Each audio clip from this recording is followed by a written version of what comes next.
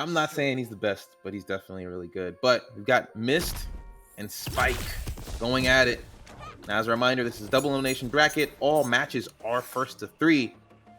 So let's see how we're going to kick this off and who's going to losers first. Indeed, and we have Mist on the Homelander Janet, which I feel like has been a big pickup for Homelander players. You're usually seeing that extension, and Janet does such a good job at getting those extended moves. Plus, look at that, already 34% off the block. Yeah, it's huge.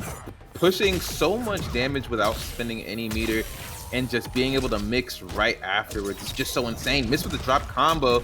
Maybe just the American reset, because this is going to kill, even though we dropped it. A hood flawless. Pretty much, yeah. And then also with Spyke, just so close to that third bar, didn't even have the opportunity to get it, and that's going to be used up right away. Got the down 2 right after. And I'm not mad at the break there. Broke while Janet was out, so it's going to be a bit more of a cooldown. But as we say it, Janet is already back. Mist forced to guess and guessed incorrectly. Big overhead. Starting to see a decent start to Spike's offense here. Nice! Plus frames into the Ferra. Oh, but good blocks on Mist. We're going to go all the way back to the corner. Into the restand. Let's go gambling. Good interruption there from Spyke. Oh, man. But the meaty not cutting it. And that's gonna be Mist's round. He's gonna be able to get the bounce combo X Janet as well. And only 8 points left, but you went for the high laser. Oh my goodness. Oh my gosh, it was a scary situation that could have been costly for Mist, but still able to go ahead and clean it up on the first game. You know, something I really want to start seeing, Black Jesus, is when we're seeing those down 2s, you have 2 bars of meter now that you can actually use to go ahead and extend the combo. And I feel like a lot of people forget that mechanic when they do land their down 2s. Yeah, that would have been a perfect timing for that. I mean, I thought that's what was going to happen when I saw the down 2 come out, actually. I thought he was going to die. I think with the non-scaling and the ability to just not be able to break from that, Spyke would have been able to put his first round on the board, just probably wasn't ready. Yeah, I mean, it is a little bit of a muscle memory, and by the looks of it, it was really just trying to answer back with a quick, hey, this is just to get the damage in. But I feel like one of the things that we should start seeing more from players is that, hey, you have 2 bars. Remember, that's a resource you could still use. You are gaining a ton of damage because it's no longer that scaled.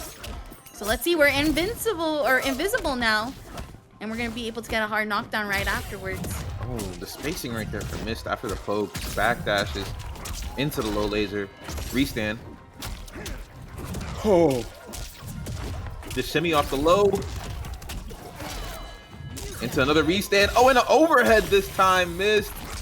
Gonna be cleaning up this round. Spyke not even gonna be able to get the 3rd bar to break in time. Janet here again, last bit of extra damage, and this is all chip at this point. Not much can be done. I get so scared when I see Homelander like this. It's just he's just so oppressive when you see his offense and he gets the lasers in. But the low, the active frames, but still punish on the what? Okay. I don't think I've never seen that happen before, but Mist completely ready for it. The frame data on that laser is still pretty good. Oh no, and down 1. Not getting the best punish to get there. The anti-air whiffing. All that damage. Look at the damage in the distance. Almost 35%, and we're back in the corner again. Oh my goodness. Mist. Mist is not letting you play the game with Homelander. Again, just the fact that he is such an oppressive character, and also one of the few characters to take you from coast to coast, mind you, especially with how his lasers work. You know, I'm seeing Mist and I get scared at this Homelander, already up 2-0 against Spyke. It's really incredible. This combo of character and cameo doing so much meterless damage. It's just impossible for it to be bad in any kind of way. I don't know. Spyke is going to have to make some adjustments if he wants to get one on the board here. I think he's doing okay at guessing right some of these times. It's just he has to capitalize on the opportunities that he is given when Mist makes some of these mistakes or he does block correctly. Spyke is not really dishing out the damage that he needs to be. Just at a range of the low. We're not seeing the usual in and out smoke player that's able to start these cancels. There goes the vicious vapors, but Mist was ready for it with the laser, and again, thanks to Janet's extension, can fully corner carry over here. Now this is where Mist can be comfortable. Oh. We have it. That's rough. Blocks correctly for the overhead, but doesn't get his turn back. Oh, and we're whiffing. Great whiff punish here by Mist, though. Don't think this is gonna kill because of the extra health from Ferra, but it's gonna do a heck of a lot of damage. Oh, and we blocked wrong. Didn't recognize he was floating probably, and the overhead does what it needs to do. Missed match and set point right now. Okay, we finally got some momentum here for Spyke. Gonna get a kick at the end, low kick, and then into invisible, but misses game. It's a good attempt, right? You got your invincibility set up, the interrupt on the Ferra overhead as well, and the laser doing a full speed. Mist is over here just putting together a combo tutorial on Spyke at this point. He's doing whatever he wants. Drop combo, overhead off the jump kick, and this is looking like it's gonna spell disaster. Spyke able to break in time. Gotta be careful though. One touch will do. Ooh. And I'm so sorry, production. We tried so hard. Might be 2 months. We'll see what happens with the September patch. Better luck next time. Well, I mean, I think another aspect of this is one of the biggest issues Takeda also has is his ability to get zoned out, regardless of having a teleport and several air normals to kind of get him over and under projectiles. He still gets zoned out. So Shang is definitely probably not a fun time. Not a good matchup to play against. So could be the reason why we're also not seeing it. Minkington, not enthused with any Takeda gameplay. Does not want to see you play the game at all.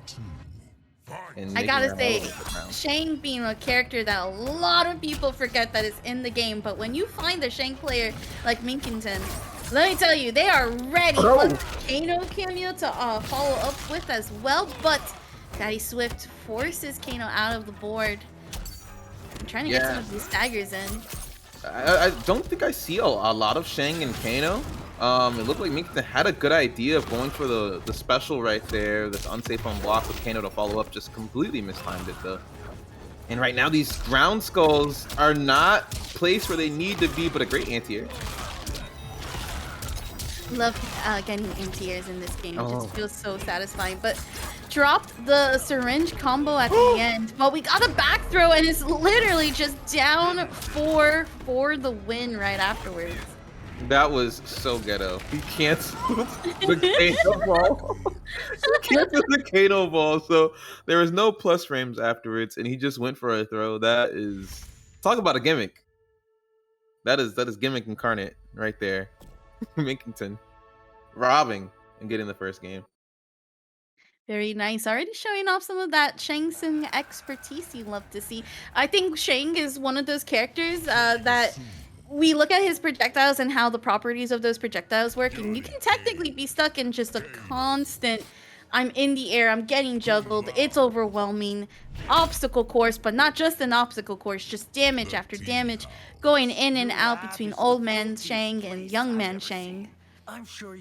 Yeah, I think the biggest thing about Shang is just his projectiles, but I'm not gonna lie to you, a Khameleon that does really good against him if you're trying to kind of get around them is Sub-Zero.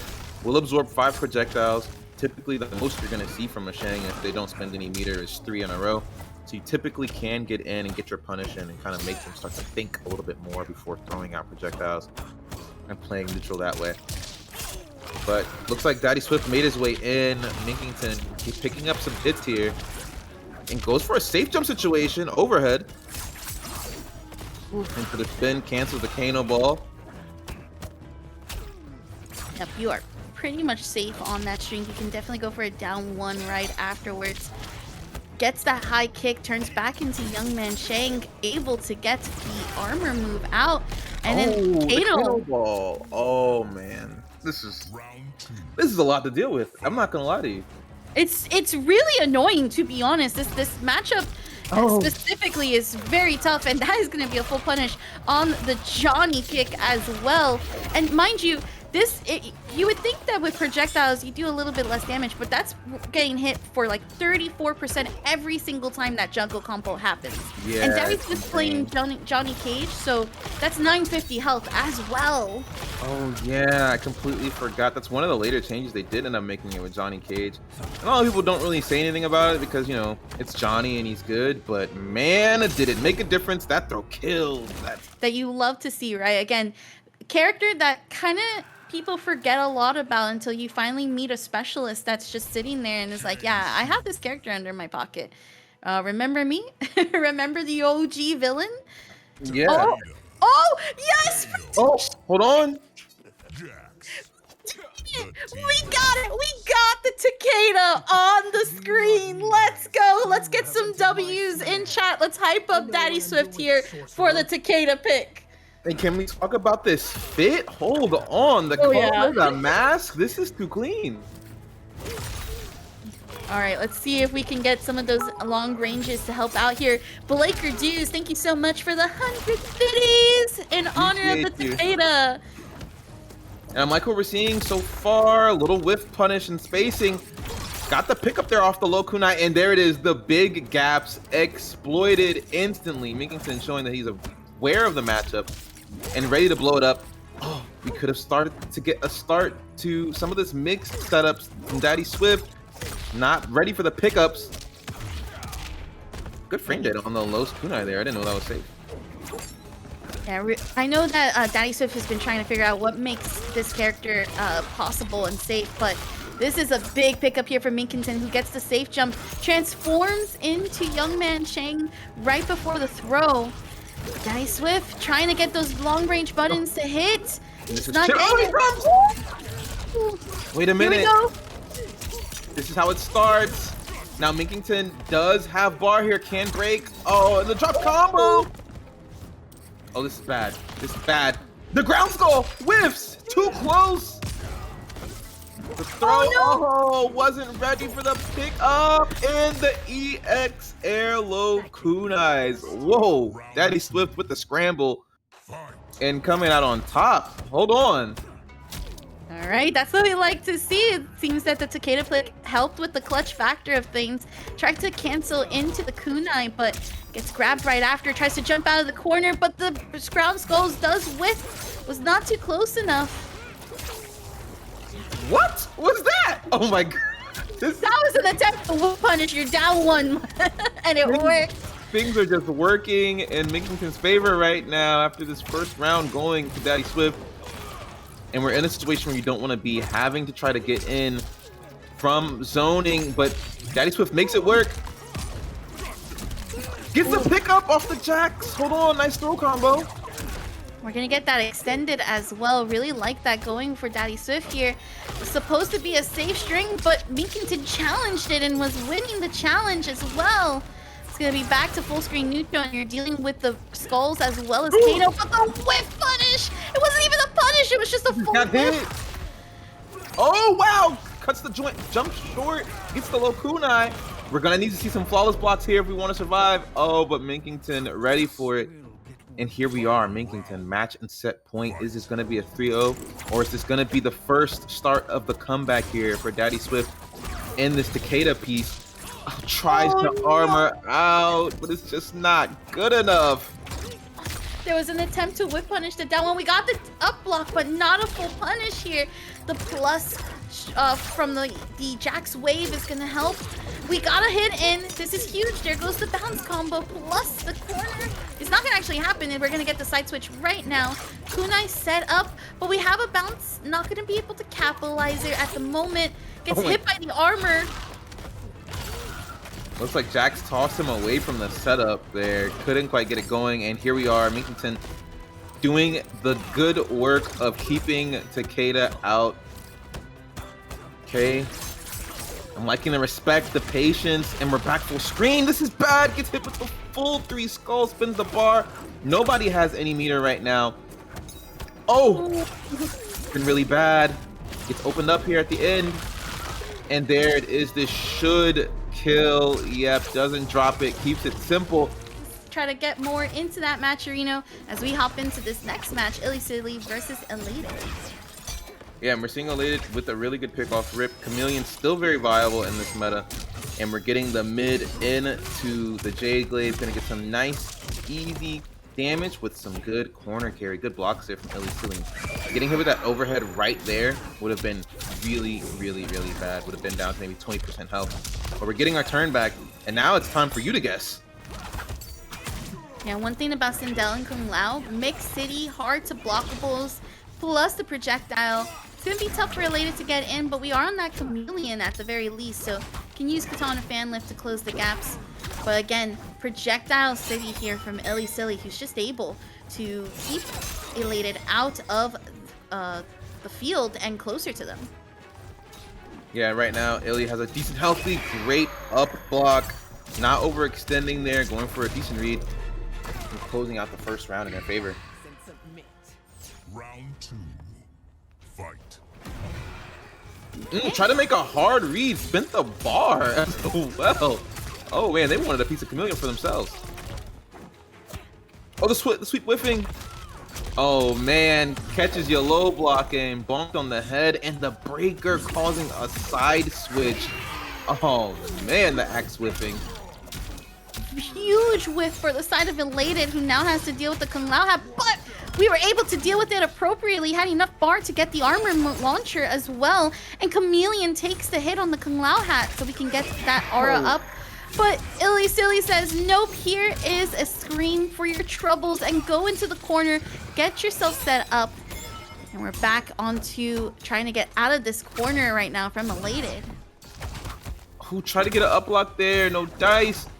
Right now, ILLYSILLY playing a really good grounded game and just doing their best to keep Eilated away. Gonna go for the snap. We're gonna get Kung Lao hat a bit back even faster. Calls out Khameleon this time. So we're gonna be seeing a huge cooldown. Switch to Katana Fan Lift. Ducks the fan.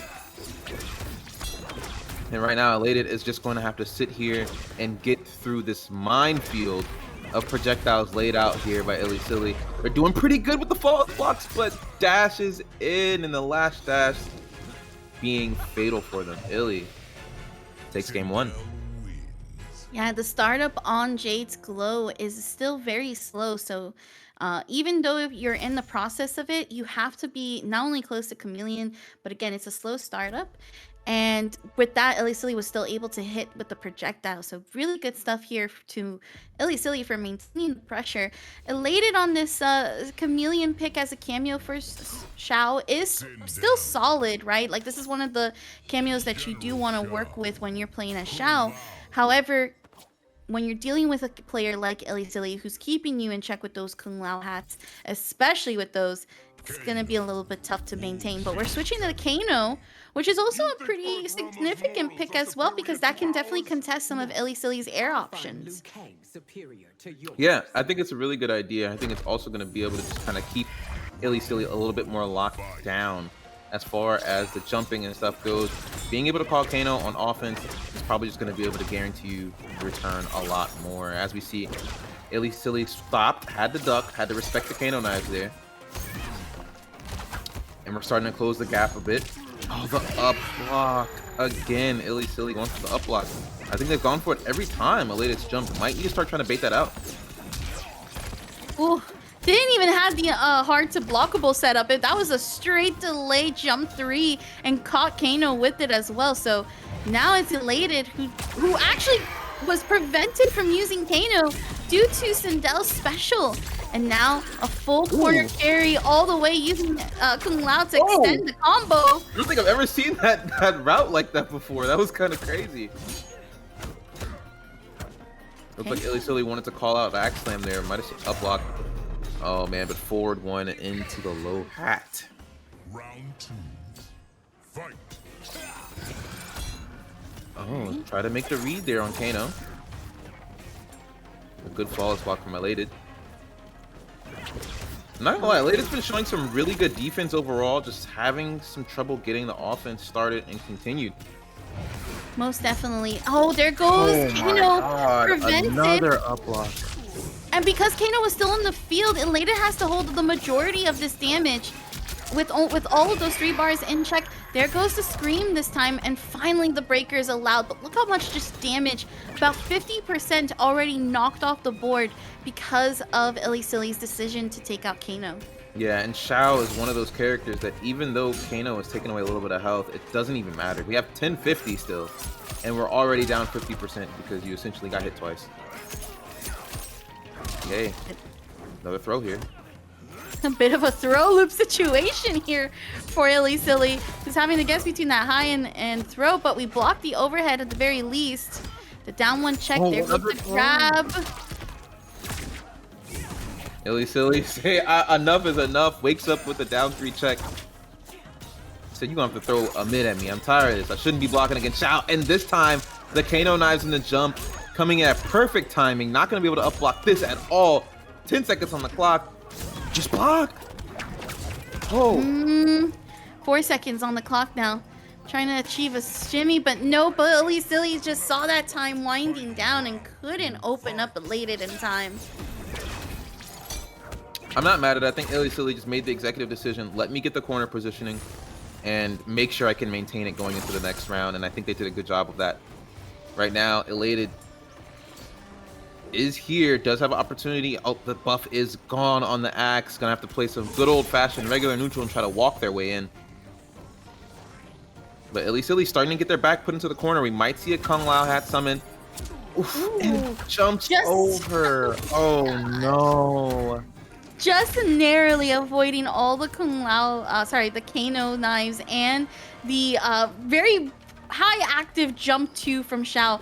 And again, ILLYSILLY trying to play this slow, but wins the air-to-air and accomplishes the hit confirm into the screen.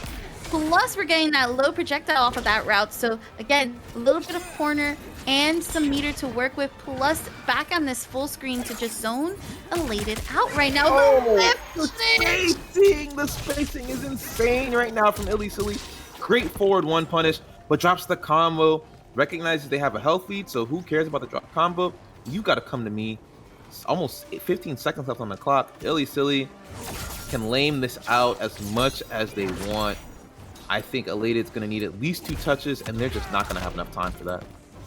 Yeah, you're absolutely correct. Right now, 4 seconds on the clock. Eilated won't be able to walk this down any further. And like you said, 2 touches, but to try to get those 2 touches, I feel like for General Shao has some of the slowest routes possible between having to set up the axe and then continuing with the mix between an overhead and that low once you're axeless Shao. It was going to be really tough as ILLYSILLY just sat, walked back, and just waited very patiently too. Yeah, the patience was great, and they also did a decent amount of baiting, right? They consistently are going for those call-outs to make you second guess wanting to even call out your cameo to help you with the approach. If I'm Eilated at this point, I might either make the switch to Lao, make the switch back to Khameleon, or just go to Sub-Zero. I think those are the best 3 options. Kano doesn't seem like they were doing just enough. You have to get in, you have to open up ILLYSILLY, and it's not been easy. In matters of diplomacy, yes. Hey, ILLYSILLY right now, 3-0 on the board. Gonna need this next game to be able to move on through. But one of the other things I'm really liking too is ILLYSILLY's using a lot of that Queen's Command to just basically nullify the cameo presence on the screen. So being able to just have that confidence to just be like, hey, I know you're gonna try to summon Khameleon. I know you're gonna try to set up some of this stuff. Let's not have you do that. We're gonna make sure we take that away. Plus, if you have 3 bars and that's already active, you don't have to worry about breaker. And what it is! Oh my gosh! And we're going for a ride here. Don't have the meter. Khameleon still on cooldown. Gonna have to hold all of that. And Variety Squad with the $5 contribution to the Matcherino. Thank you so much. Appreciate you, Variety Squad. Making the prize pool a little bit bigger. Whoa, tried to armor there, and the armor gets broken into a restand. I don't think I've ever seen that interaction before. Another great anti-air from ILLYSILLY. To the corner we go. And this is Chip. Nothing you can do about it. Round 2. Beautiful stuff here from ILLYSILLY, who's now on potential set point. Again, trying to check with the Lush Striker, but Eilated gets the full combo throw thanks to the Katana fan lift. We're now on the Axeless Shao. We're gonna try to cash out as much damage as possible. Oh, the mix! Despite it being scaled, but there's the breaker from ILLYSILLY to stop the mix. Went for the double call, correct? Reed's just poor timing there on trying to shut down Khameleon. Forward one, not reaching and trading with the fan lift. Khameleon on another cooldown here. Eilated starting to look like they're getting weathered here. They were flawless blocking these hats and approaches a lot before, but now they're just getting clipped. The timing is not the same anymore. And ILLYSILLY finishing strings, just changing the timing on everything. Eilated starting to look fatigued here. The sweep, just shutting down all options of approach. This is tough. The backdash. We're trying to get Khameleon out. It's on cooldown right now. Just going back into the Mileena. Gets the air projectile. Especially so close. The Lush Shaker. We're going into the teleport. Oh, wow. And this is huge for Eilated, who might be able to get the next mix into. Yep, there's the punish. That was exactly what Eilated need, but ILLYSILLY going for such a very scary response into the loud teleport, knowing that it was going to get punished. But the up block, oh my god. These up blocks from ILLYSILLY have been going crazy. Almost 10 for 10 at this point. This is ridiculous. Eilated's got to start just doing some of these empty jumps. Oh! Recognized that there was an up block attempt. Went for the throw a little too late. ILLYSILLY ready and prepared to duck the throw. And no meter to break. Forward one into the conversion here. Nice, going for the harder blockable setup. Delay wake up, shutting that down. And now we're in fatal blow territory. Full screen away. The fan connection is going to shut down a little bit of frame data as far as being able to walk away and make it a little bit easier for Eilated to contest. Great empty jump. Didn't get enough time to recover to actually punish the up block attempt, no. but this is all ILLYSILLY, who can just sit back and relax. 34 seconds on the clock. You need a couple of hits here and there from Eilated. Oh, good flawless block. Hold on. Okay. Oh, that's oh good. my gosh. Far away. Oh, I'd be so sick to my stomach if I was Eilated. Just slightly too far away. That is so unfortunate. Oh my god. Yeah, that's a big change that they made. A lot of the times you would just be able to get Sindel out for free as long as you got your opponent to block. Now, you do have to kind of fish for that hit. So, we're seeing it here immediately. Putting on the ice armor and didn't believe the first time, but gets the second hit. I like it. Prepared for how Kayla's going to play, recognizing that Sektor is there. What did he hit Sindel with? That was... No, I was very confused as well. I'm like, I'm not too sure if that was like a really quick jump kick right after and we just didn't get to see it, or something happened in that situation, but we got a slight opening with Sento, and look at all of just that chunk of damage that's gone. We were gonna go for the uppercut, and unfortunately though, Sento on the cooldown, gonna back away from online Kale, who's gonna throw out that Kung Lao hat. And right now we're seeing just a decent amount of patience here. Oh, as I say it, gets hit. We're gonna see the resummon.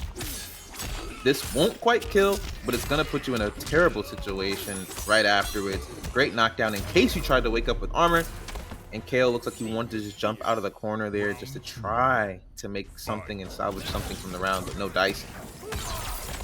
Great block. Goes for the forward throw there. Good anti-air. In the freeze. Sento summon. The anti-air. That was clean. That was really clean. Also able to keep the corner positioning afterwards. The blocks. Oh, and Sento ready for the punish on the usually safe armored move from Kung Lao. Yup, and there goes Sento for the backup. Also somehow still avoided the Sektor mid punch. Yeah.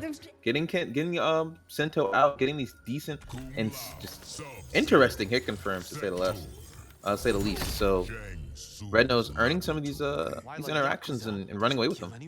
Pick a different topic, Kung Lao. Okay. And we're back with Rednose versus Online Kale. Going into the second game. Put it on the ice armor just in case Online Kale was going to set up for the missile. Does so indeed, but because of getting hit, that ice armor is no longer there. Oh, and gets the armor to work.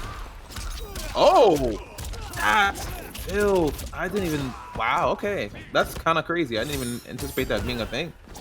Uses the armor for the setup for the rocket and gets a nice combo off the low. Turns it into a true 50-50 armor breaking situation. Whew, we are trying to shimmy Online Kale here, but this time we're gonna react to the summon. Oh man, we're doing it again. Another setup here. Oh man, Kale. Get up and fight. Round 2. Someone in chat said resummon should cost 4 bars. I think they're spitting. I 100% think they're spitting. Like, we'll talk about it for sure, but I agree. All right, this is gonna be Sento sandwich 40-60. Ooh, the armor break and shuts down Sektor. No missile. The blocks in the overhead. Could have armored there. Oh, but good patience on Kale. Gets the interruption, but no combo off the punish there. Hey, a lot of good checks here from Rednose. Gets Online Kale. Goes for the down 2 to follow up though. Narrowly avoiding that missile earlier as well. And now it's just movement galore right now for Rednose, who gets the whiff punish. Beautiful. Final round. The spacing is actually kind of ridiculous. Oh my gosh. That was like max range too. Okay, gets the ice armor on. Gonna be able to make the approach a little bit better, but not with whiffing. Okay, has the ability to armor. Didn't even go for a true mix-up, just kept it simple. Multi-hitting, armor breaking, plus move. The throw. Go for another throw. Oh no, ice armor. Not gonna have to worry about the rocket. Man, but the punish. Okay, we blocked the kicks. Oh god! Flawless blocking, but we got the back throw. And that's gonna summon Sektor right afterwards. We're on ice armor again. Tries to get the jump in, but doesn't even reach it far enough to get it. You know, I want to say this looks like this is just going to be a game for Online Kale, but you never know with Sento possibly being on the table, but there it is. Online Kale closes it out. Last thing I wanted to do is jinx it. We see Sento come out, and it's GG's, but Online Kale firing back. No pun intended. And putting a point on the board. Yep, I agree with you there. Sento is probably the biggest defining factor for Kenshi, right? It's literally what can make or break the match. Which, again, for a character like Kenshi, it makes sense, right? That's your biggest component to your win condition. But Online Kale just maintained very good, almost mix-up pressure, but still able to kind of like keep that mid-screen range going, very much so. We're going to switch to Stryker, though, which is interesting. Yeah, I think the idea here is just try to get Sento out. I think this is something that we can do. We can kind of whiff punish, armor break, all these things with Stryker. Okay. One of the things we I think we did see this last week was that Stryker offers that obvious protection, but with the slow cooldown plus the low health, this might be a little bit of a trouble here that I don't think Rednose wants to work with right now. But yeah, really good defense here. No punish. Gets the low though. Okay, and working our way to the corner. The sandwich is still active. No escaping this. Shuts down the rocket attempt. So we went for wake up and rocket for the coverage and just couldn't get anything going. And Kale. Oh my goodness. 2 mix-ups and a dream. Able to close out the first round still. I think like you were saying before, at 950 health is just going to be tough to have to deal with. Keeps the combo short. Aware of the rocket. Yeah, I can see why we're getting those overheads, because we're trying to get a semblance of block string and then you can summon Sento like we see here, but the thing is, it's not like Cyrax before where you were stuck in all of that block stun. It's a very quick grenade, and then you're ready to respond as soon as you can. You could do down twos, you could do especially armor moves right after. But Rednose still has Sindel out, breaks the armor, plus stops the missile. And again, gets the corner carry all the way through 420 right now as Online Kill does not block the overhead. Yeah, we're seeing a lot of back and forth with this in our reality. It's just, can Rednose get Sindel out when he wants him to? And that string shutting down Sektor Rocket as well with all the range on it. Rednose trying to bait something out with these staggers. It's the overhead. No Sektor Rocket. We're whiffing. Rednose not ready for it. Hey. Sento's out. We're going to the corner. My goodness, the combo's not done. 401 shutting down every attempt there, going for the armor again. Online Kale getting blown up. Oh, I feel so frustrated for Kale because again, this is where Kenshi just thrives with Sento. Again, and also another thing too, I just find that having to summon or resummon Sento with little bar is crazy. It's like a free summon every single time that you get that setup, and it's what makes this character so strong, because there's not really a lot of usage in for your meter except when you have Sento Sheath. Yeah, I mean, I'm not 100% sure if 2 bars is too expensive, but I mean, I'm not mad at it. I feel like 2 bars might be necessary. You know, you start to think about the fact, you know, Kenshi doesn't have a wake up in Sento's hands. You know, but it's just, I don't think that's strong enough. I'm not gonna lie to you.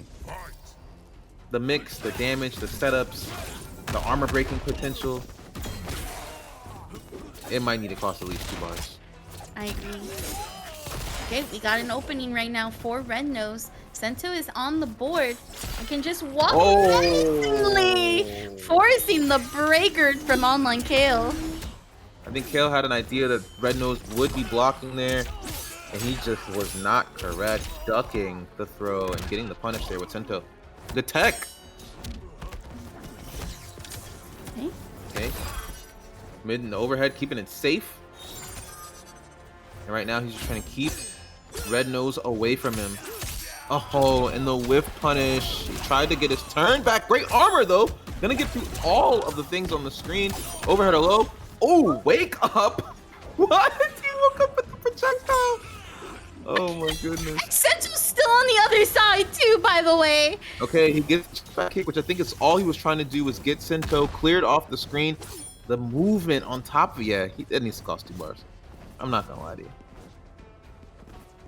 Hey, Online Kale is just trying to approach, but also not get whiff punished. Watch out for the overhead. Watch out for the low. And time is not on his side at the moment. Overhead works. Oh, and the special move low profile. The grenade. He dropped the combo. Not like this, Kale. Not like this, Kale. Good blocks on the low. Oh, wow. That was, you know what's wild about that, Black Jesus? Is that I feel like if Rednose did any other move, that could have also landed a help. Like, it was still anyone's game. Yeah, literally. Could have possibly gotten an overhead with the back. I mean, the anti-air with the back two. Could have gone for the low instead of the overhead that time. Anything. All right, Rocket working out for Kale this time, but not able to get anything off of it. We're in the corner. Sento resummon. Overhead. This is Rednose's corner. I don't even think Online Kale's gonna try to break from this. At the most could be, yep, armor move. That way we can at least try to get out of the corner and be somewhat comfortable. But Rednose says, nope, here's the damage.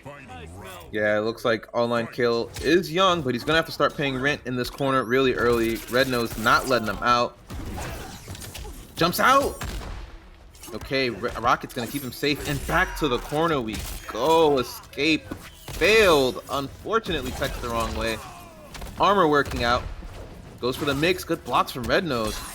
Unable to get the punish here, and tries to punish him for the negative move. For grenades are gonna do great with coverage. Online Kill had to break there. Had to, but doesn't help. It's in vain. Oh, yup. That's loses the air. So I'm excited to see where this goes. Johnny, wow. Solid since day one, still solid right now. Not sure how it fares in the Homelander matchup, but I'm here for it. Round one, fight. Hey, Point and hopping right into it. Okay, big scoops into the Ferra call. To the corner we go. We're seeing the duality of man right now. Before we were seeing a lot of Homelander with Janet early on with Mist, and now we're seeing it with Ferra, both two really strong cameos for this character. And again, a tick throw into upwards of 30%. That was a flawless glitch. Round one, flawless. Minkington did not get a chance to play it all. I don't even think we saw a cameo call, nothing. I don't think we saw anything. Oh my gosh. Okay, makes the good read here, ducks the command grab, and causes MightyUnjust to waste the cameo call. And Ferra's coming back a little slow right now. Oh, Ooh. phases through, but then phases right into the good buttons from MightyUnjust. Big boot is plus. And the low. Good interruption. Hold on. And very good interruption, might I add. 31%. Definitely checking a lot right here. Gonna have to block that over here, but we got a punish thanks to Johnny's mid. Oh my gosh. Please be careful whipping. The attack was incredible there from Minkington. Final round. Wow, hold on. Minkington answering back really well. Now, the other thing to keep in mind, MightyUnjust, when playing Homelander, you rarely have to spin meter, and right there we're seeing it. Came in with a full stick of butter, shutting down the momentum Minkington had right away, and here we go. Gets the hit confirmed into the Ferra overhead, and this could be really bad. Minkington's got to get his chance back, and here we see it. To the corner you go. Hold on. Safe jump. MightyUnjust respecting a lot here. Good blocks on the low. Could have punished that now. That has been changed, and Johnny Cage is one of the few privileged characters that can punish that. Unprepared, though. MightyUnjust solid healthy. Now, so used to respecting that low, and now we have this extension here for the brutal right at the end. Very good stuff here from MightyUnjust. I really like Minkington's Johnny, though. Can definitely contest a couple of stuff, especially once figuring out what MightyUnjust was trying to do. It's just Homelander and Ferra is still such a good combination. Oh, without a doubt. I'm curious to see how MightyUnjust is going to continue as far as the conditioning goes. We did see Minkington interrupt a decent amount of strings where he just tried to call. Whoa, okay, that's a way to do it. Tried to call out Ferra in the middle of just some block pressure. Minkington was ready for it. That was an interesting to kind of get things going. Whips the whole special move into the Ferra toss. And I just realized they added this skin for Johnny, which is so nice. It's finally good to see that he finally has it. Yeah, it's actually pretty cool. I guess I didn't expect to see the skin. I didn't even think anything of it, but now that I see it in action, it's really nice. All right, My God. huge right here from MightyUnjust, just non-stop offense and making sure that they can clear out the table for the round win. It's like they gave Jackie a really good projectile and a command grab. That's kind of crazy. Oh no. He didn't even attempt to call out. Oh, and ducks the high. Wait a minute. Forces the break off of MightyUnjust, who wants to keep this health lead and momentum. But this might be a disaster for him. Hold on, we're going to get the safe jump. Minkington. MightyUnjust not taking any unnecessary risks right now. Good check with the mid. Minkington had the meter to break. Took a risk. No check on Ferra. Ooh, the duck! That was so good there from Minkington. Should be able to close out and does so. Doesn't charge up on the Johnny kick for the star power though. Yeah, I feel like it ran across his mind, but he didn't want to risk it in case it didn't kill. True. Because he would have been really sad if that didn't kill. I think at that point it would have been a call for buffs to Johnny. 100%. He's like, you know what? Because you gotta remember, it just came off of 150 health, so definitely, typically, that wouldn't have killed at all. And my goodness, the corner carry, the damage. full stick of butter from MightyUnjust, can take some risks, and there it is. Let's see if Minkington's gonna make any switches at the character select or cameo screen and possibly do something differently to put one on the board. We're seeing it here. He's thinking about it, cycling through a few different choices. I'm not really sure who on paper just does well against Homelander. I'm not sure what his bad matchups really are, but we're seeing it. Ermac. Ferra, Shang, Ooh. laboratory. This is a big change. Yeah, this is the first Ermac we've seen here tonight. And more than enough to bury you. This looks like the Revenant Ermac too from Combat League. Round one. Actually, yeah, I think it is. It's really clean. Okay. Okay, Minkington doing some backdashes here, trying to get some meter built, and gets a clean hit with the low. Didn't spend any meters, so we're not going to get a combo extension. Oh, Death's Okay. Embrace. We got the Listerine on us. The blocks on the low. Oh, but gets opened up with the overhead afterwards. Seriously, huge reduced damage on the combo. Wow, 9%. Oh, but blocks wrong on the overhead, and we're going to have to feel the full wrath of this one. Almost 34. Okay. Nice. Big pickups here. We're gonna get Janet to extend. And also get overhead safely as well. We're gonna have to use that breaker. Oh no! Input error, and this looks like it's going to cost them the round because now you have to guess, and it's a mid. You have to guess between overhead, low, command grab. Round two. Woof. Fight. And a good old-fashioned mid did the trick. Oh, didn't get the whiff punish, but the overhead working out really well for Minkington. Oh my goodness, MightyUnjust just forcing its offense. Okay, that's a huge corner right now for MightyUnjust, who's really not letting Minkington play the game whatsoever. Finally gets a throw. He's gonna get the back throw, not gonna even extend it with Janet. Just wants to put MightyUnjust in the corner and finally be able to whiff punish the laser with the back too. And huge opportunity right now. Ooh, What the a punish! Oh no! I think this is one of the things when it comes to playing Ermac, you have to make sure your cancels are crispy, or you're gonna end up in situations like this where you're possibly gonna get deep fried. Oh my goodness, laser to the overhead, and Minkington is out of there. Yeah, I think it's this skin is actually kind of fire. Hold on, I don't think I've seen it. This was the season with Reptile? Yes. Okay, that's clean. I'm not gonna lie to you, if I don't see a Liu Kang skin, I stop looking. That's totally fair. If I don't see a Nitara skin, I stop. I actually need to get Nitara skin for the invasions as well. But huge pickup right here from Mars, who's gonna go ahead and set up for armor. Tried to get the call out with the launcher, but at least has Pain and Gain up and running. So that is extra damage. Drops the combo. Tried to get the back four to continue. And unfortunately, does not get it. A good throw here from Mari. Oh, and blocks the armor attempt there. Goes for the resummon. We're not going to even wait for Sindel to catch up to me. We're going to be doing a ton of chip damage with these block strings. The flawless block was clutch there, but not clutch enough. Round two. The good part about being able to only have to spend a bar to resummon, if you put your opponent in the block string, you're going to be getting a lot of meter by just making them block. Like, look at this, another bar gain. My goodness, this is corner. Oh man, Mari and the Resummon there. resummon.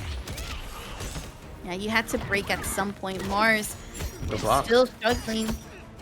He tries to go for backboard. The micro duck, huge. Should be able to go ahead and get into fatal blow as well. It's not going to kill, obviously, because there's so much health on the side of Mari still, but it at least allows a one-touch situation with the right conditions from Mars. Yeah, we do know that we can get about 50% off of a single touch here with Ferra Sento. I'm sorry, Ferra Sento. Imagine just two cameos going crazy. With Nitara and Ferra, the good throw here. Gonna have the Stryker grenades. Whoa! Mari walking forward, maybe had an input error and just getting fresh skippity praps to the face from Nitara. Yeah, And Mari right now, we're trying seeing to a lot of move respect. in the air. Yup. Oh, man. Ooh. Plus frames.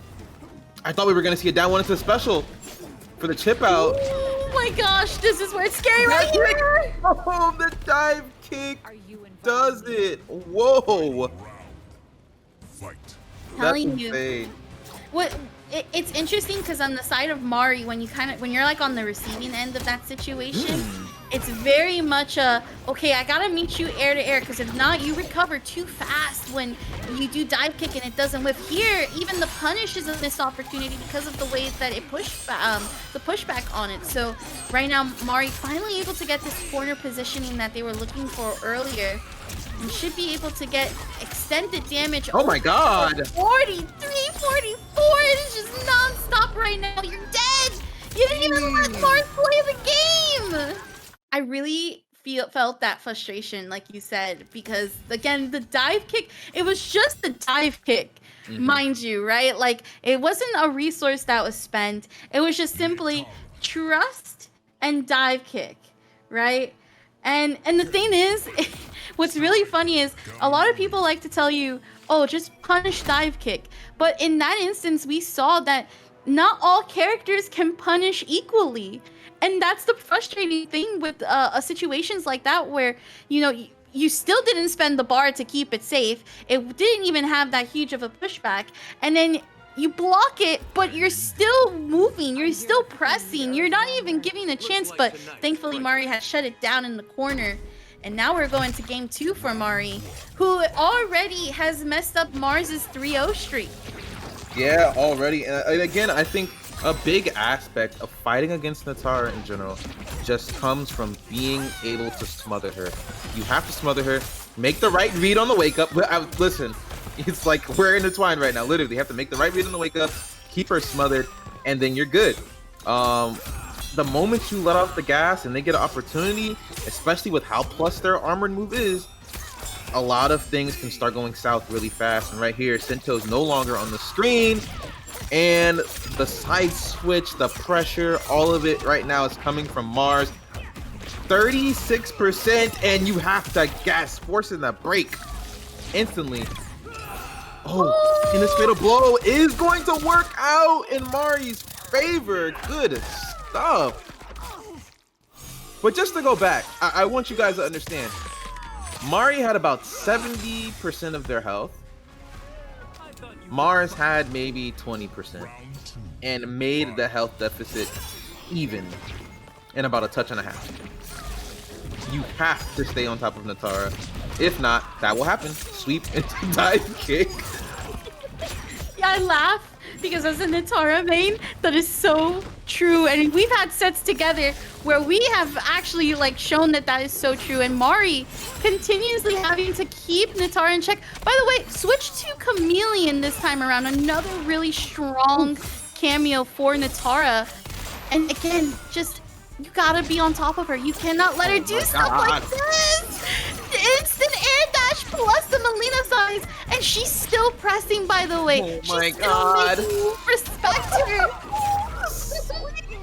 Sweep in to Jade. I'm telling you, it's craziness. It's such craziness. The moment you give Nitara a chance to breathe is when disaster starts to being spelled for you. With dive kick into the raw Mileena ball roll. That was so, my god. That was so dirty. That was disgusting. I'm sorry. 40%. Oh my god. Mari has to break here. Oh my gosh. The reset. Ooh, oh my gosh. Keeping it back.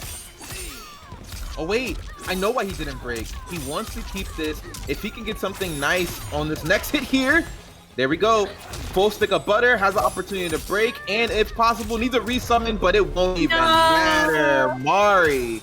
What's Khameleon? There we go. Hit Khameleon. Put her on cooldown, got the extra damage, and just went to town. That was, wow.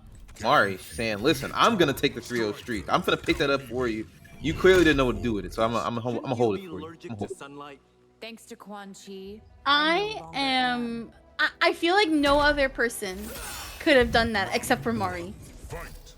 Like, I feel like Everything was just so perfect there for Mars, and Mari just took it all away in like a blink of an eye. But like, oh my gosh, Mars trying to keep it up here, using that katana fan lift. It's gonna be able to get the dive kick right after the back four hit into leap hit confirm.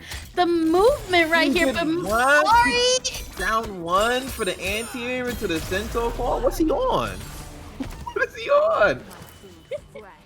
Big brain energy, Black Jesus. Big brain energy. Oh man, it seems like Mars is kind of taking up the same sentiment that Mari has. I just need to smother you, and if I can smother you, I can win. But that wake up is not going to be it. Not an awful decision though, right? We are up around. We got our bar back. We're flawless blocking to help reduce the chip and the meter build. And we are out with the fan lift. Get a combo, which is not ready. Oh my goodness, raw ball roll. Mari going for a ride right now. 375. Wake up down 2 with the pick. Nah, cut the stream. Cut the stream. Mari's on another level. Mari still got that down 1, by the way, and interrupted the katana fan lift so that Mars doesn't escape either. Okay, open up here with Sento. Gets the Sento sandwich started.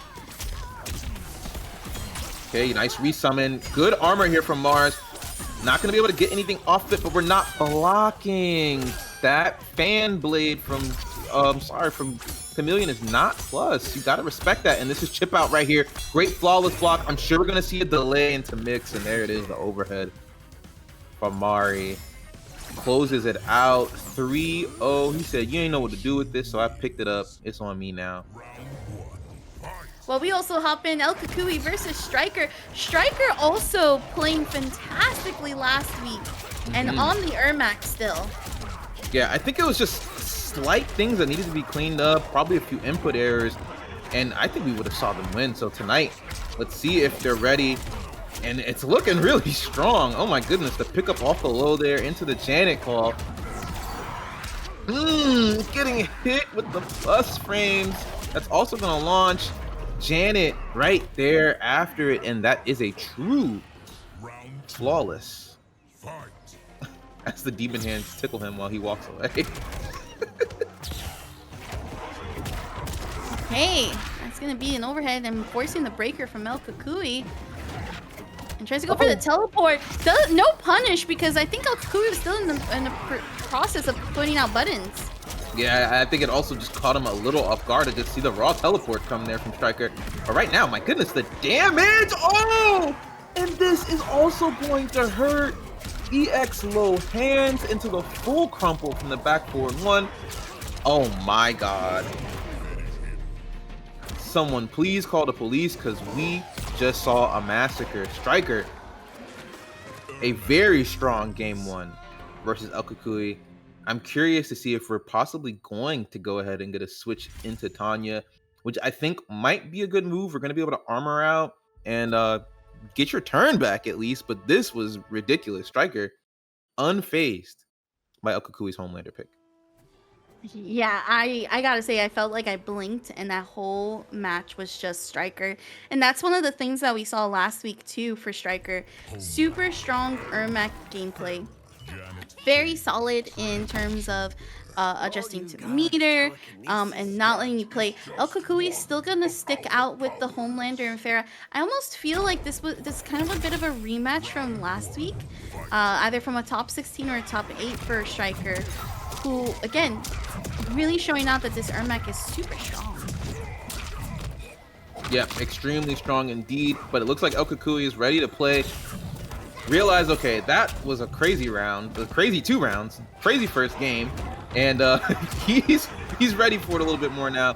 Trying to take his turn back, doesn't get a punish on the messed up cancel. And Stryker going to get something off of this wake up, gets the side switch into the safe jump. El Kukui forced the break there. Wanted to up block the low poke. Gonna go for throw combo? Yes, we are. Ooh, this is Stryker's corner right now. The low! And we're gonna get the charge of blast as well, so the crumpled state coming into play. And again, this is all Stryker canceling the flow. What are you pressing for? Why aren't you blocking? You're just trying to get out of the corner right now. This is crazy right now for Stryker. Another low. Oh my god. Okay, once again, just being able to try to go ahead What? and delay on that overhead, and we're still gonna go with the most punishable move in the game, but again, you're just trying to get out of the situation. El Kukui, though, finally able to do so, gets the overhead kick. He's gonna try to keep it going. Oh, gets the armor. You know, I was just gonna say, a lot of the times where we've seen Stryker kind of fall, it's been off of an input error. We finally see an input error come into play where it doesn't favor him, and it looked like El Kukui was gonna power through it. This is the duck. great. No. Nah. Something's wrong. Something's wrong. Stryker, he's got to be hacking. He's hacking the game. He's playing on a turbo control. Something. He is on crack It didn't today. kill. It did not kill. Oh no! They're launching. No! And the fatal blow just for style points. Completely unnecessary. He's spent it anyways. I thought he was dead. Surviving on a sliver of health, 14.36. Shouts out to Ferra for the extra 50, am I I right? am done apologizing. The extra 50. That's the reason why it didn't kill. How unfortunate for Stryker, who chose to spend it all in that moment with such a clever read. You know what's crazy? I think Stryker was so confident that it was going to kill that he wasn't playing the mini game as well. So I think that also came into effect. El Kukui is hitting all those shields. Stryker wasn't hitting any of the skulls, thinking that's just guaranteed death. And it came and bit him in the butt. But let's see, he's aware of that now, gets the low slam to work again, and that move has been money. El Kukui, I think, has been trying to backdash it or duck it again. Is it unblockable? Did it get patched by accident? What's going on? So I think because right, what Stryker is trying to do is he's doing it in a non-jail, or rather, sorry, not non-jail, full jail screen. So you have to hold on to it. You cannot be trying to press through that string whatsoever, because it's gonna jail you, or actually stop you every single time. And because he's dash canceling it as well, that also helps a lot too, because it's in the advantage. So El Kukui has fallen to that almost like 100% rate at this point. Needs to be careful, especially off that. So I think we're gonna see that Tanya switch now in this next game. That's nuts. Yeah, I'm also seeing in chat, on top of what you said, that standing 3 into the Souls jails, even though they're both highs, the standing 3 does jail, so you can't duck it, you can't interrupt it. That's news to me. I would've got hit every time. I would've gotten hit too. I react to it, I'm like, oh, that's a high. It's my turn. I feel like there's also the situation too that El Kukui is trying to flawless block that string, but it's such a tight window because it's dash cancelable. So you just have to kind of like hold it and not try to like go for some of those special conditions like flawless block. Okay, goes for the overhead, baits the armor. Goro calls there, and look at the respect right now from Stryker. Oh, and it's looking like it's not looking too good. Gets both buffs up. Whoa, try to get it down 3, down 4 going, no dice. Okay. Oh, that's a whiff punish here. He floated right to avoid the chandelier kicks. But El Kukui didn't believe in the mid. Oh my gosh, the lift. No way, right? I'm not gonna say anything. Oh. Okay, yeah. No flawless block on the chandelier kick, so that was gonna be chip out situation for Stryker. Man, yeah, it's looking like the Tanya pick is definitely more so the answer. Slightly better movement, it seems, and we're able to armor out a lot of these situations successfully and safely.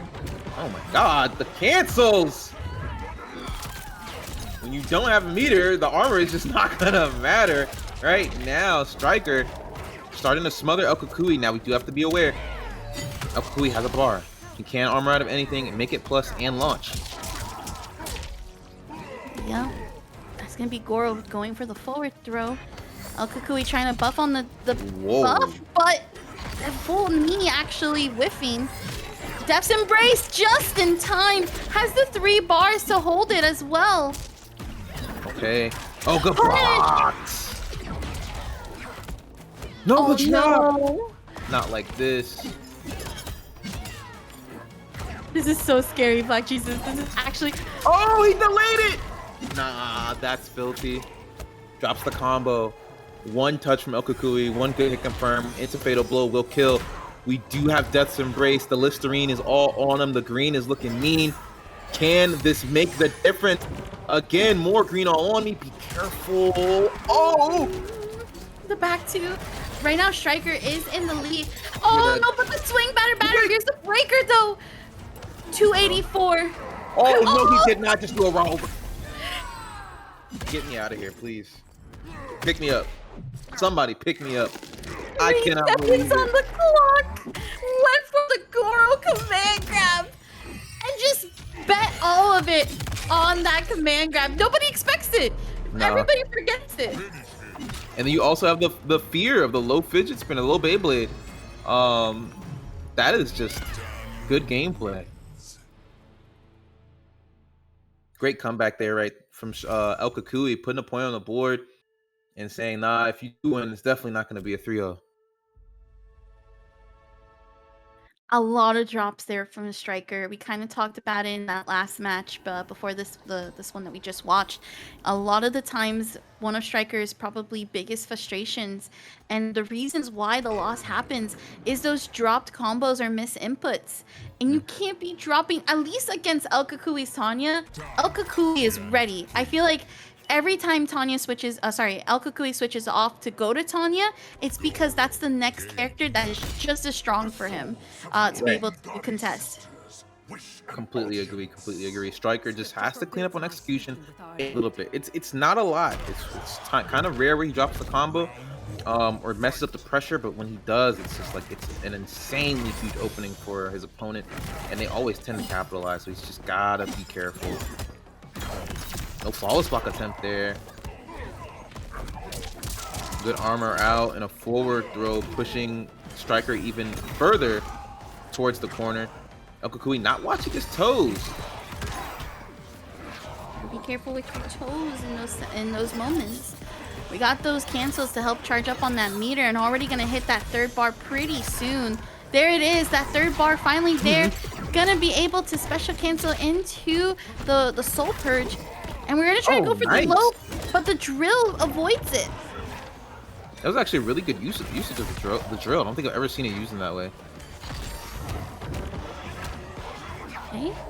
Cancels, goes for an up block there, expecting Stryker to kind of go commit to the jump in. But the back throw here, opts for the damage, full screen, all is green on me. $5 donation from Life on Leo. Thank you so much. And they claim the code. Appreciate you. Thank you so much. Alright, Stryker on potential set point. Has the 3 bars this time around. The Gonna tech? throw tech. Whoa! Ooh, misinput once again here from Stryker. Yeah, that overcommitment and the missed input is going to cost him. Back throw, going for the combo? Yes, we are. Safe jump situation. He's finally got him conditioned up the stand 3 to block, and now he's going for the throw. This is not okay.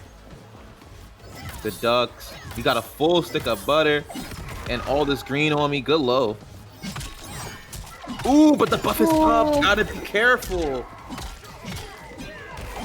Okay, chandelier kicks. Stryker has to be careful here. It is, flawless blocking the chandelier kicks just in time. Didn't have to worry. Jumps away, gets the low into the crumpled state. We could try to potentially go for, fatal blow right now. Okay, this pen hurts a lot, like Tento says. So that should be death. That should be death right there. It is! That pin went crazy. 46, almost 46%. Stryker advancing into top 8 and taking the set 3-1. That I don't think a lot of Kenshi players have actually explored Frost in a while, which would be nice to see just because her changes do affect. I also want to mention, Hourglass doesn't really go to like Khameleon or to any other cameo except for Ferra and Kung Lao. And it's done so on purpose. They say that this is the way for Mileena, the best cameos for her. So it'll be interesting to see, especially with Mari on the Stryker, who also noted that the grenades into Sento technically are fake, but you gotta worry about the mind games. Yep, I think it comes down to when you call them out. And again, like you just saw, if they're going to even call out Sento. Kept it real right there. Didn't even go for the Sento call. All right, that's a full launcher, and we're going to get Sento on the board. Breaker here from Hourglass. And it's going to try to get out of this corner with the help of Kung Lao Hat. Expecting a bit of challenge right there. Flawless block and delaying the buttons. Oh, Sento going away before the combo could finish.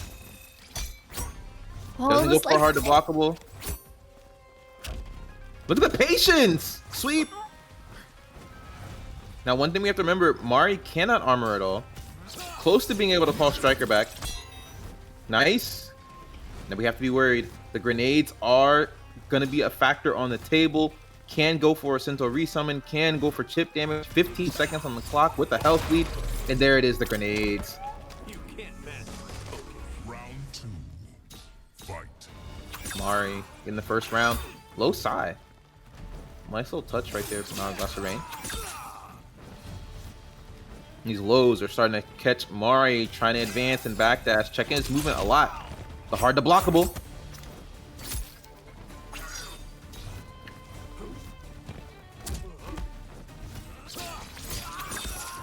Another low hat into the low side. A lot of just movement checks right here from Hourglass of Rain, working out really, really well. Goes for the Stryker grenades and the pickup from the ball roll. Hourglass of Rain. Side switch and some solid damage to boot. Okay, down one checks from both sides, but nothing opens up the other. We're back into a full screen range between the two.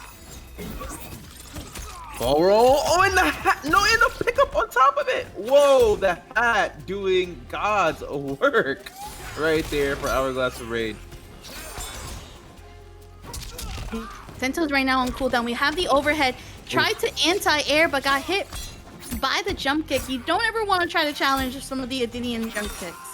Yeah, and I like this. Mari going ahead and retracting Sento, recognizing he didn't have a bar for the resummon. He's just going to wait for a Stryker. Or to wait for a good hit confirm here before he goes for another Sento call. Oh! Finishes the full string. It's going to end up chipping at Kung Lao. Okay, slight walk down between the two. Flawless blocking the overhead. Ooh, Sento is now summoned, but gets hit by the Kung Lao hat.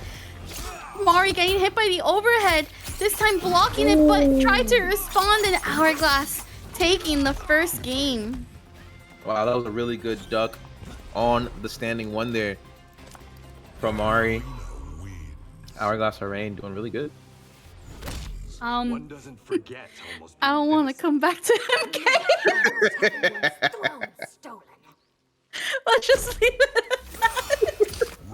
I want to stay with my Yasuo husbando and my waifu Ari and have a great time playing League.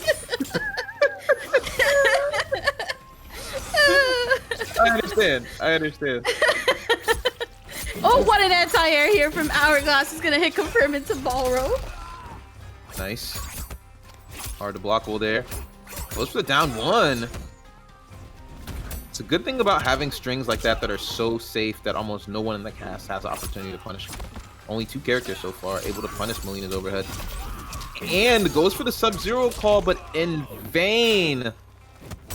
The Lao hat hitting at the same time.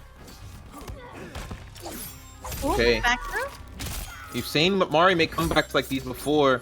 Hourglass of Rain has got to stay solid and make sure they don't get opened up if they want to maintain this health lead.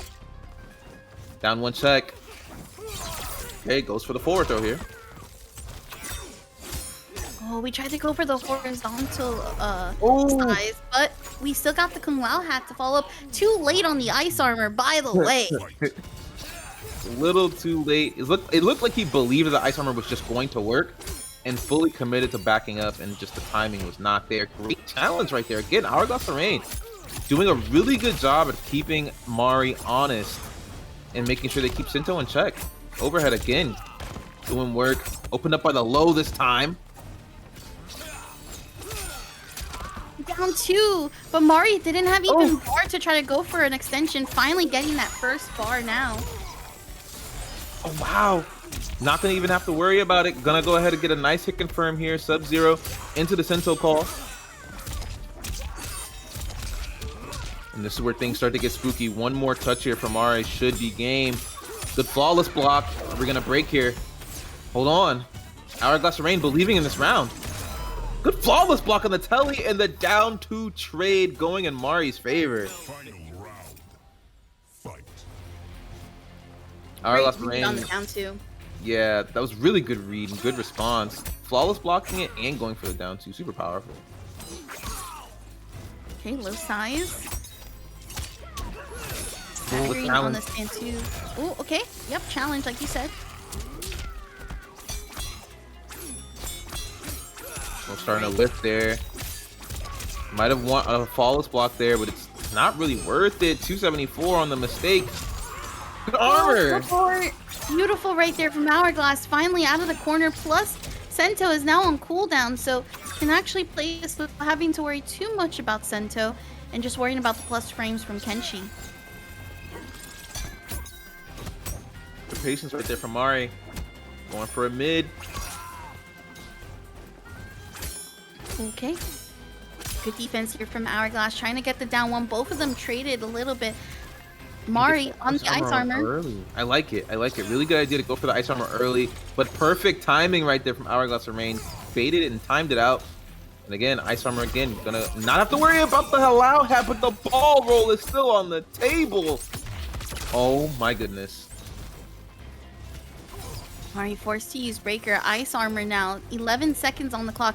Had to sheath Sento because there was just no way of opening up with just standard Kenshi. The anti-air, and it's enough. Hourglass able to like pretty much seal it and go up 2-0 right now. That was insane. Mari did not want to deal with any harder blockables. Didn't want to deal with hat. Jumped and got baited, exactly what Hourglass of Rain was hoping for. I'm liking the fact that he's taking his time. He's using Mavado here, okay. Don't be vexed. I won't bite. So this I saw Yadiel Shall we? and using mostly at CEO, and I love the idea from it. I think the only thing that's a little bit scary about Mavado is that it's all about combo extensions. You don't really have opportunity to actually go ahead and set up and open. But here we go. This is exactly what we were looking for, that extension to force the knockdown situation. And now we can technically be able to combo both Sento and Mavado. Yeah, I think that's the really good part about it. Any touch will do for you to go ahead and get Sento out. And then even on block, you do have the opportunity to kind of call for that high move that will get you great Oki and his plus on block. But right now, Mari doing really well. The overhead working wonders in the first round here. Going to Mari. Starting to look like Mavado might be the answer if Rain doesn't have an answer to fire back with right away. Runs right through hat. Goes for the overhead. The mental hard to blockable. Nothing's still there for the low, but it's just the visual simulation of the low still being there. And the overhead again. That is a move for sure. Oh my god, 47%? What is this? Ooh. Insane. Rain forced the break here. Goes for the down 2. Good break there from Hourglass of Rain. And the patience. Oh, but the whiff punish here. It's not gonna matter. Mari. That was the quickest round I feel from Mari. No, that was insane. I'm not gonna lie to you. It's kind of hard to really look. Obviously, the switch helped, but I'm not really seeing a lot that Mavado really did. It seemed like he got one hit confirm, which he would have gotten with Sub-Zero either way. And then after that, it just started working out. That's the thing about Mavado again. It's the hit confirm and the juggle state, and you're solid. Yeah, I think it's also just, you know, the Oki that you get the plus frames. The fact that he does have the OTG in the worst case scenarios is a lot of really good options from Mavado, but not too much really showcase from Mari. Able to still make it work. I like it. Round 1, fight. I love the music on this stage. Yeah, the stage is really solid for the music. Okay. Oh man, throwing out stand one, getting whip punished for it. All right, and here it is, the guaranteed back throw combo with the Sindel call. Yep, that is a great trap there from Mavado. And look, you're now stuck in this situation. Back in the corner you go. And you literally can only do so much. The dropped combo, though, allows Hourglass to wake up and press some buttons. Setting up. Oh, Mari tried to down two to call out, but Hourglass said, no, you're going to have to hold that. Here's the breaker, too, to stop you from going into Fatal Blow. Okay. Maybe expecting armor there, trying to get an armor break, and this is scary! The ball roll! Catching you out of the sky. Good anti-air there. Hourglass of Rain. Fight. Match and set point right now. Good check right there. Low Mari. size and high size and keeping in check. Yeah, I'm liking it. Okay, hard to blockable in the corner. Oh no, and Mari not gonna have the meter to break this either. Ooh, Mari now on that third bar, but it's too late. Hourglass stops Mari from even attempting a reverse sweep and says, this is my game this time around. It's diverse. I like it. Just realized, I think Stryker faced El Kukui and now has to face Unjust. And what a gauntlet. Yeah, what a gauntlet to get into top 8, and this is your top 8 match. Just had to beat the Homelander, and now here you go, using the arm move. That's supposed to jail. Looks like we got some missed timing there from MightyUnjust. Stryker finding and abusing a gap. I like it. Hey. Oh my goodness. Stryker is still fighting through all of this. But Unjust taking the first round. Round 2. Both players here with a full stick of butter. A lot can happen. Oh, and we've seen that happen twice here with Stryker trying to anti-air that, but you cannot. Unjust with the reactions. Okay. Laser, that was a flawless block. Oh my gosh. Okay, that's a huge hit here for the MightyUnjust to corner carry. No, we're actually gonna get a safe jump over on the side switch, but the low. And even though the overhead missed, he was still able to get the pickup with the bit that followed up. Ermac getting sent to the corner, and right now Stryker not enough meter to break. Gonna use the armor though. MightyUnjust opting to hold all this.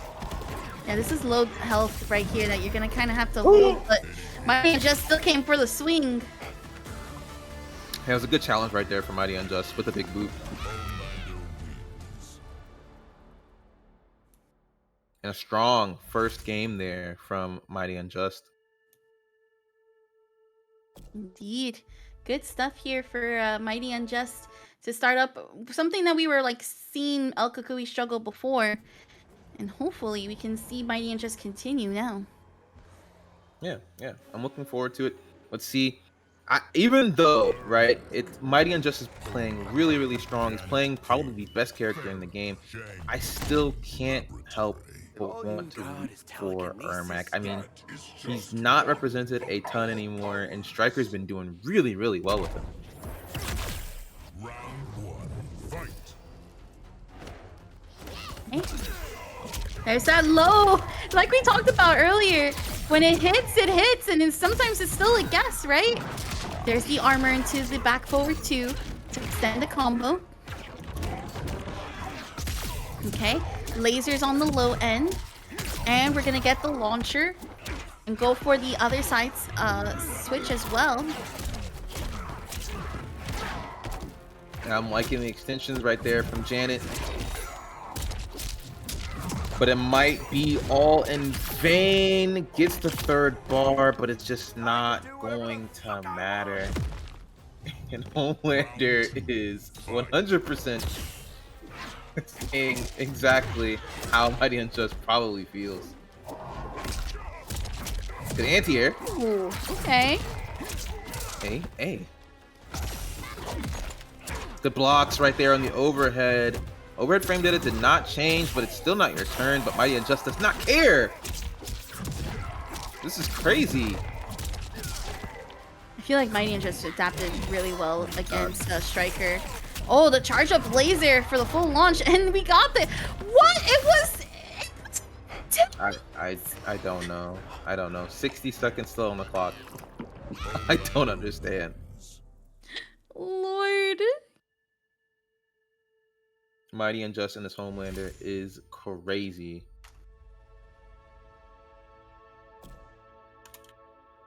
But that's gonna put MightyUnjust up 2-0. Poised to continue on his 3-0 win streak. Stryker, one more opportunity to change something about it. I wonder if he's going to make any changes on the character select screen or on the cameo select screen. Janet, Cave, Ferra, Sindel.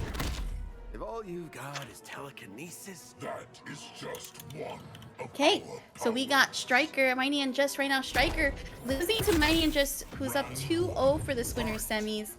And the winner of this will get to face against Hourglass of Rain in the winner's finals aside. Yeah, but right now we're starting to see a nice bit of fight back here from Stryker. Oh man, 2 armored attempts here from MightyUnjust, and it's not looking too good in this first round. Okay, and that is Stryker, who takes the first round, already letting the ghostly witch kind of make sure that MightyUnjust is silent. Doesn't punish the charge blast, didn't have enough time, and was still able to continue pressure. And the big scoop right here, MightyUnjust with the corner carry right afterwards. Oh, and the overhead, more corner carry. And we're not done. 318 into guess. Oh my goodness. Laser into the overhead. Ferra. that'll get ratings. Jeez. final MightyUnjust doing a number there. The only thing is, that's good about this for Stryker is that he does have his full meter here. I'd like to probably see him go for the Listerine Death's Embrace, but we get a nice hit confirm off of a 1-2 cancel. Okay, the overhead meaty going to work. Oh no, Stryker with the drop. We've seen it happen. You gotta be careful for Stryker. Oh, this be it. We've got Gento on the screen. This should do upwards a little over 40, and it kills. 47%, and you love to see Gento on the screen, like you said, able to just keep that punch Junko going. Wow, that was crazy. Stryker putting one on the board, stopping the MightyUnjust, the only person thus far to take an entire game off the MightyUnjust and turning this into a 2-1 situation. Can we get a game 5 tonight? I feel like we can. It's just, again, those drop inputs costing Stryker so many instances where you just, like, you can't be dropping them against them. Oh, Stryker by accident choosing Okay. Oh my god, I know he would have been sick if MightyUnjust would have been like, nah, I need the game, give me the game. Oh man. round 1 fight. But here we are, going right back into it. Stryker should be coming off of a decent amount of momentum, gets the teleport to work, but missed times the Janet call for the extension. Oh man. And Unjust jumping at the same time and gonna punish the low. Good armor.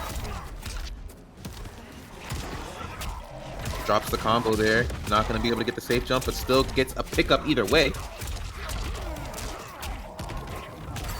MightyUnjust in the corner and just having to try to figure this out. Stryker with a slight health lead. Oh, the sweep. Oh! That's so crazy. Went for the armor and it just didn't work out. And I'm telling you, almost every single time you see these issues, Oh my god. it just gets Stryker killed. MightyUnjust maxing set point right now. I'd be so heated. 1, because I got hit by Ferra when I had the right read, and 2, the autocorrect from the kick. Oh, I would Just be so insane. mad. Oh no! And that's gonna be a punish. Stryker forced to utilize all of the meter he's earned so far to break out of that combo. And one guess will do it. That's gonna be it. MightyUnjust should be able to kill off of this. And yep, that's gonna be it. Into the brutal. All right, hopping in. Round one, fight. Here we are. Oh wow, first hit. Going to BustMan with the blood wall.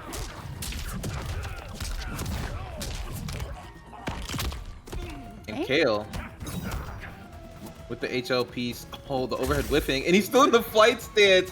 Just the amount of respect that Homelander as a character commands. BustMan didn't even challenge. But this is where things get spooky. Jax into the tether. Into the scoopage. And the full screen next snap walks him down and drops the combo. Try to get some corner carry and some more filth, but no dice.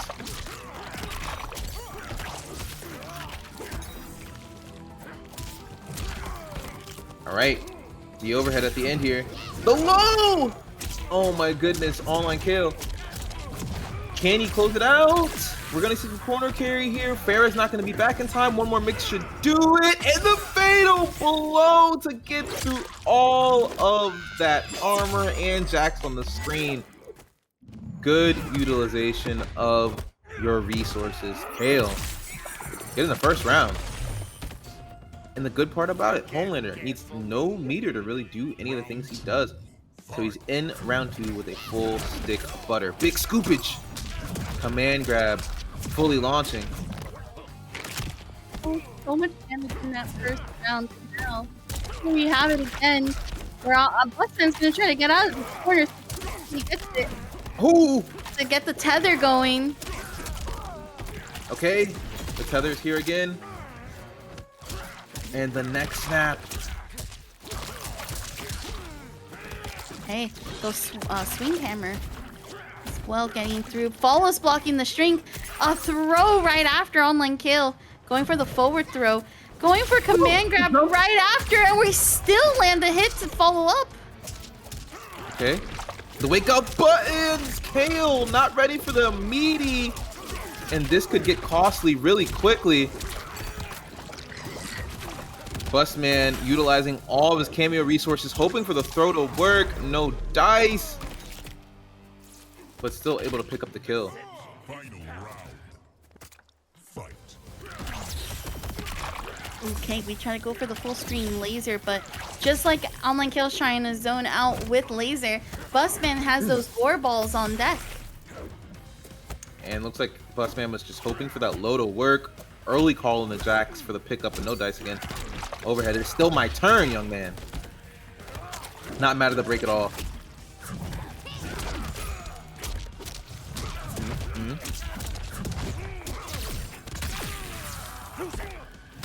Good Okay. grab in, but oh no. Nice wake up. Full delay, a wake up, and it still whips. The grab also whipping on online kill side, but you were still able to catch. Whoa. And he goes for the command grab, dashes in, goes for the command grab. Not working right now for Kale. BustMan, again, utilizing all his resources. And the meaty blood ball. Good flawless block. Ooh. Hold on. Oh no. Wait, fatal blow's not on the table. This won't kill. That is But a one hard more knockdown. touch will. Oh, the armor! Oh my Now you need to That's come one up way with to put a it, I better guess. one-liner, mister. Liberate your innards. Round one, fight. Shouts out to Havik. Nice armor. Oh, good Another- armor here from online Kale, using that vertical hitbox to push back BustMan.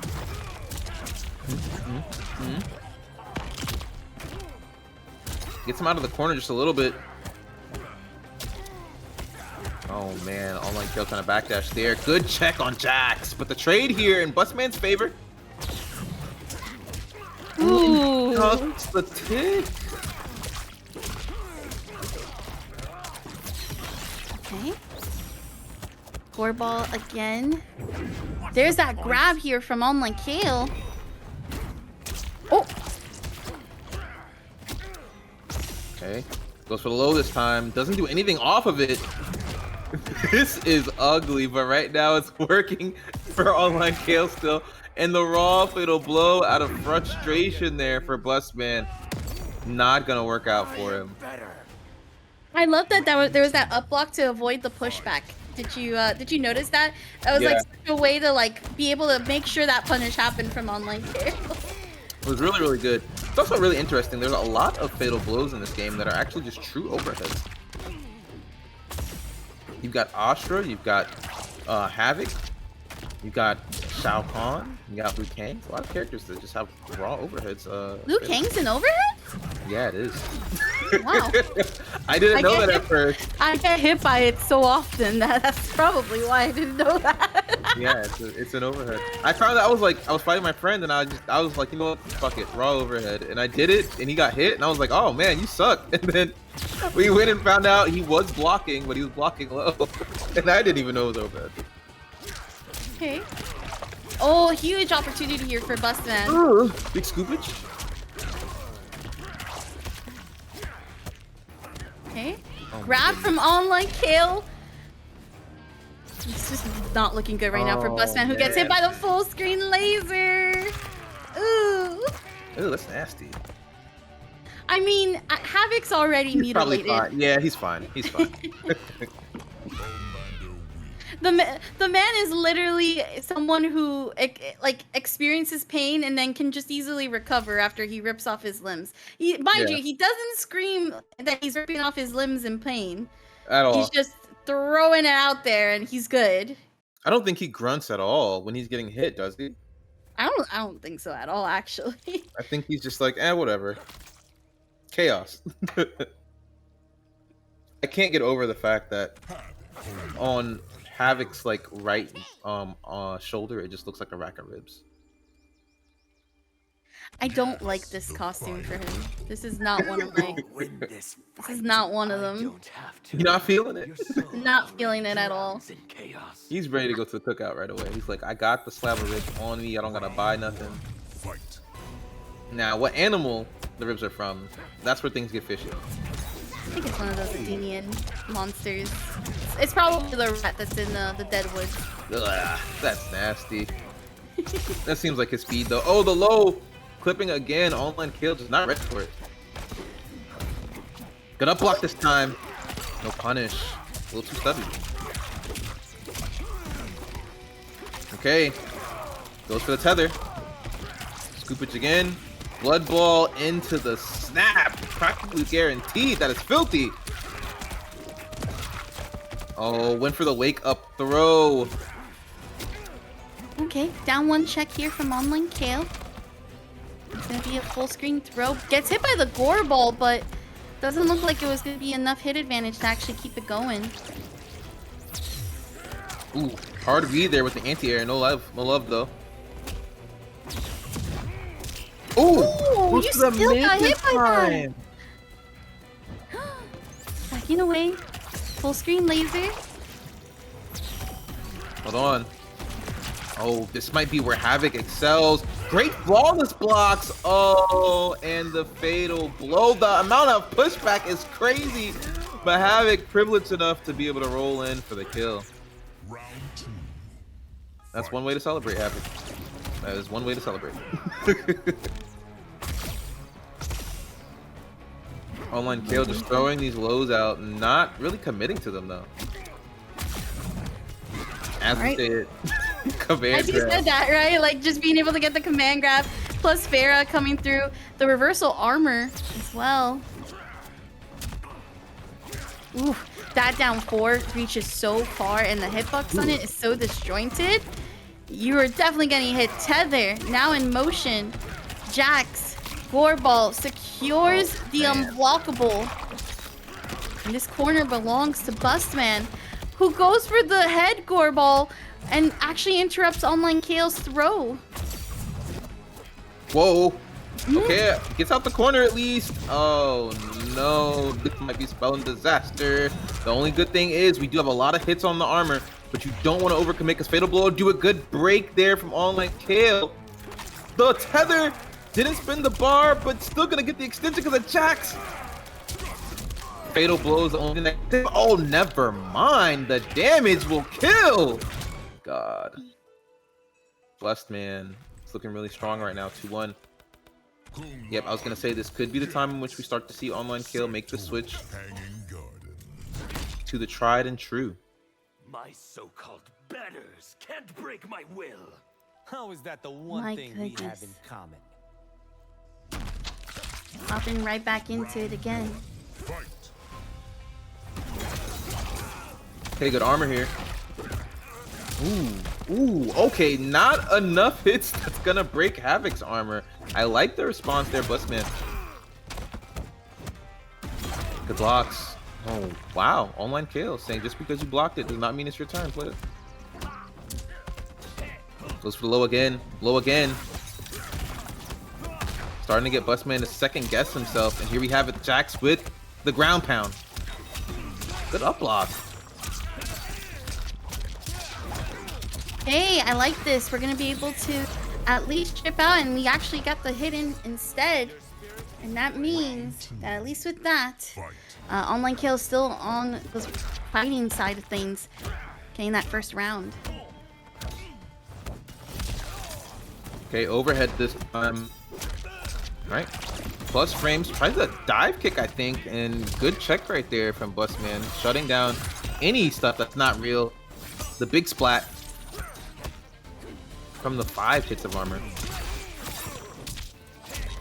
Good. Online Kale's Kung Lao is just incredible here. Damage, setup, mix. You have to guess for your life. Ooh. Down one actually Oh, interrupts the airborne state that it was that string was in, and we're able to secure this game number 5 in this top 8. And as you saw right there, Online Kale did not go for the armored version of that move. Went for the regular version because it has more hits and a higher chance to chip out. So that was really, really good on Online Kale's part. But here we are. Is this the first game 5 we've had on stream? First game 5, everything has been really sweeps at this point.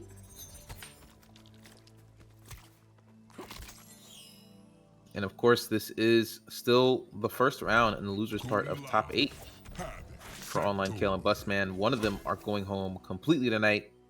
Online Kale has been doing really well, is making top 3 and top 4. Let's see if BustMan is going to be able to stop him right here and right now. Into being your ally. Round 1. Fight. You go back in. Immediately, round start armor, down 1 armor, and the pickup off the sweep. Lord, just ready to go. Oh no, hit with the mid. Oh no, BustMan playing like his controller might be dead. Okay. Makes the bounce from the missile. And right there, Online Kale dropping the last hit, but we got the down 3. Tries to Wait a go for minute. the sweep. Throw Good tech. tech. Throw again? No. Dive kick.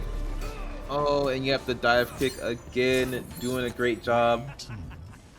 Fight. Online Kale's match and set point. What's the mix? Goes for the overhead. Delay wake up. Getting BustMan out of trouble. Great ducks on the low. On the throw. Okay. The trade! Jax. And this is in the favor of BustMan because of the Jax extension. Ball, but goes through the armor and missile to cover. Oh no! Okay. Ball is gonna be able to launch again. Jax going through. And it's gonna have to go for the air combo. No meter. Dive Whoa. kick from Online Kale. The Oh my God. overhead. One more guess. One more true guess, and it is trouble, but it's not going to even matter. Looks like Online Kale was trying to avoid having to deal with Jax. Let go of the buttons a little too early. Paid dearly for it. Overhead. Oh my goodness. Try to go for the sweep again. There's the sweep once more, but we are able to go to the throw. Online Kale trying to mix up the down one and being able to stop the forward advancing string. The overhead, that's a launcher thanks to the Kung Lao hat, forcing BustMan to break. Oh no! Oh, still the side switch. No, I think it was just online kill, not comfortable on it. So letting it go for the side switch was the best possible decision. Jax? No. The flawless block. Oh, it's not going to matter. And made it to top 16, but was stopped just short of it. Wow, I know that they're going to be talking smack in the chat later on tonight about that, especially if MightyUnjust wins this. Whoa, -10 and could not get the down one punish? Hello? That's crazy. I'm thinking, oh yeah, worst case scenario, get it down one punish.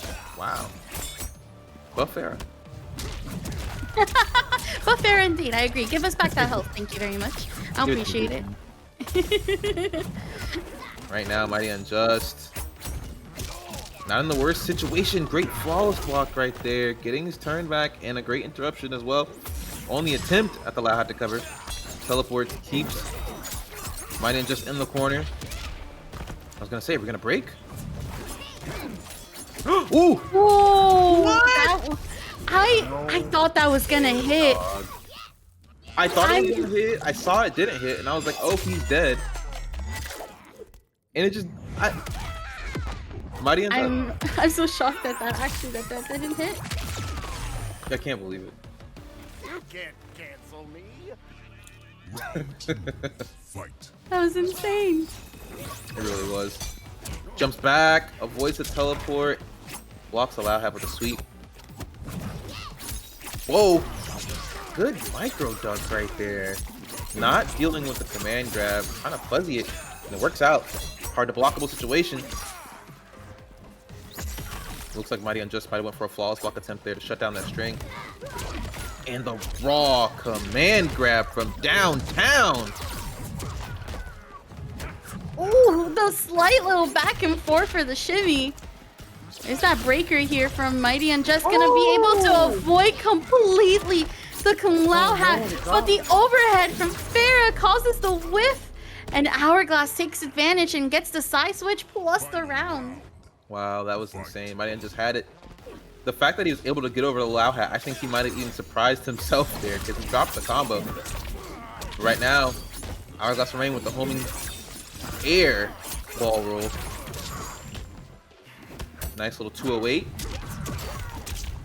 The overhead. Oh my gosh. Low laser again. Kick. Jail, but we have Hourglass who's gonna force the breaker again on MightyUnjust. Kung Lao hat, once again, you're avoiding it because you got the low laser and you can go straight into the rest of the string. It leaves you floating in the air. Yeah, I also think, again, MightyUnjust wasn't prepared. He was able to get the combo, but kind of maybe forgot. You're not stronger than that. You know, I will say, I think canonically, the Mortal Kombat cast should technically be stronger than Homelander. Technically, right? Because, well... The Great Hall. Isn't Homelander supposed to be like as strong as Superman? Oh, no way. No? No way. No way at all. I haven't seen The Boys, so that's why I'm like... Okay. I was like, whoa. Yeah, no, absolutely not. Ah, okay. I think if Superman wasn't such a Boy Scout, I think if he just stepped forward with enough force, he probably would make Homelander explode. Dang, okay. Yeah. Homelander doesn't, like, he doesn't have enough battle sense, and he doesn't really fight anybody in The Boys that's nearly as strong, I think, as anybody in Mortal Kombat, let alone anybody in the DC universe. That would be an awful fight for Homelander. Whew, the interrupt here for MightyUnjust and on to Hourglass, who takes the first round right now. Hold on, Hourglass on Brain firing back. Hourglass jumping out, tries to get the down two, but gets hit by the Ferra overhead. And the corner carry. Good blocks on the low. Oh, and great interruption there. Ferra slide doing work. from downtown. And the low side check. I love it. What's the point? Okay, nice back throw. Oh my goodness. One button to Ferra. Hourglass of Rain opting to hold all of this. Gonna have to guess correctly. Ends the float. Nice mix up with the throw. Delays into the overhead. And MightyUnjust gonna fall to this. Hourglass of Rain cashing out, spinning the bag. Did Hourglass need that fatal?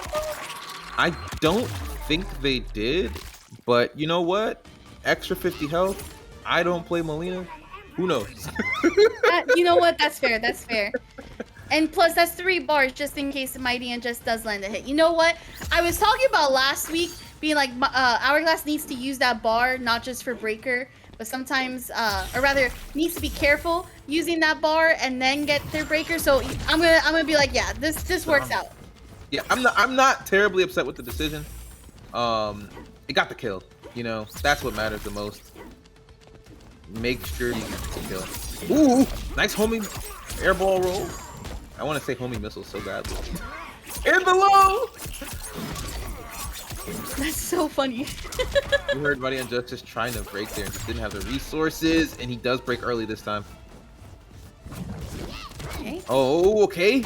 Gets the block. Looks like they thought about up blocking, which just didn't quite get it. Good jump over the low. And the scramble.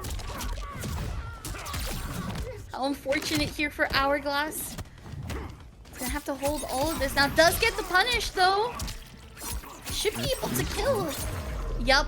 Yeah, and there it is. able to do so. Shoot, both of these fighters going back and forth, short of nothing of what you shouldn't expect here from the two of these two players, going to the edge of the rounds here and just killing it. Both these players super strong.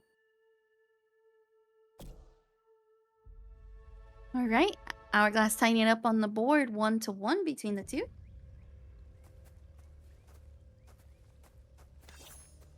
And so early on too, very, very early on. A lot of the times we've been seeing these matches, it's been like maybe somebody going 2-0, and then we're seeing someone catch up, if even that. Again, on stream, we've only had 1 Game 5 tonight. I wear it better. Round 1. We might get another Game 5 with this, to be honest. I kind of see it from these two. Yeah, I could see it too. I think this match right here is going to be one of the most important of the set between the two of them, though. Whoever can kind of go up and only need 1 more to close it, it's going to be really important. Good blocks. Oh no, looks like they recognized that Homelander was whiffing and wanted to kind of get with punish, but just didn't time it correctly. Nice back throw. Trying to get the little bit of a mix in the overhead right after. Good check. Very nice check. Okay, command grab. Yeah, I haven't seen a lot of Ferra's command grab tonight compared to last week, so it's nice to see that we're starting to implement that next layer. No way this killed. Okay. This is 1050. Okay, no, we're good. It looks like we're good.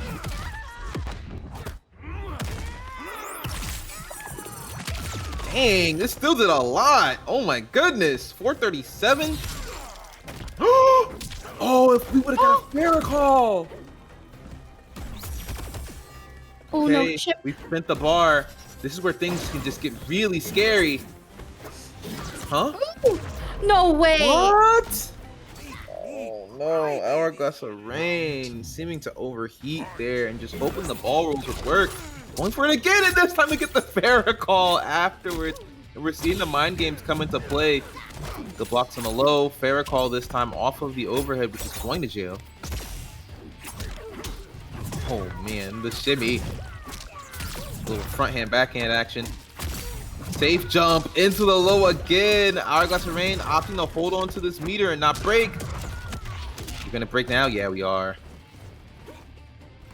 A lot of guessing into those safe jumps, just creating a really nasty vortex and no Ferra call again. Oh, but it looks like Mia just also dropped the combo, and that was gonna get hit by the ball roll. Command grab Ferra also to follow up another ball roll. Oh my god! I like it. I like it. Now, Mighty Unjust with no fatal blow. Ferra on a big cooldown as well because of the check right there from Hourglass of Rain. Be careful. The last thing you need to do if you're either of them is whiff the overhead this time. Oh, I think Mighty Unjust was expecting the throw. We've been seeing Hourglass of Rain do the throws consistently, and this time the mix-up working really well. The teleport. Oh my god. And this is gonna be 2-corner. Good challenge. Here's the extension, and then the sweep. Trying to go for the overhead. We're gonna still press right afterwards. And that's gonna be really solid damage. Gonna get pain and gain. Oh, you're dead!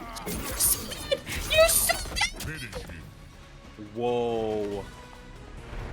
Hourglass of Rain with the pain and gain call out. Ooh. That was filth. That was such filth. Oh my gosh. That was disgusting from Hourglass. And what's crazy is Mighty just had to hold it because there is a little bit of armor on pain and gain. Yeah, it's a little bit of armor on pain and gain.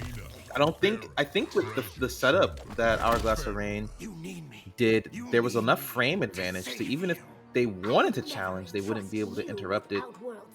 And there's no forward advancement on Homelander's wake up. So yeah, that's good. That's really good.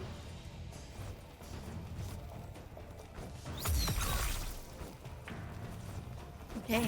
But here we are. Good armor. That's going to be a complete usage of all of the cameo meter there for Ferra, and just Mighty Unjust zaps Mileena out the sky with the anti-air laser.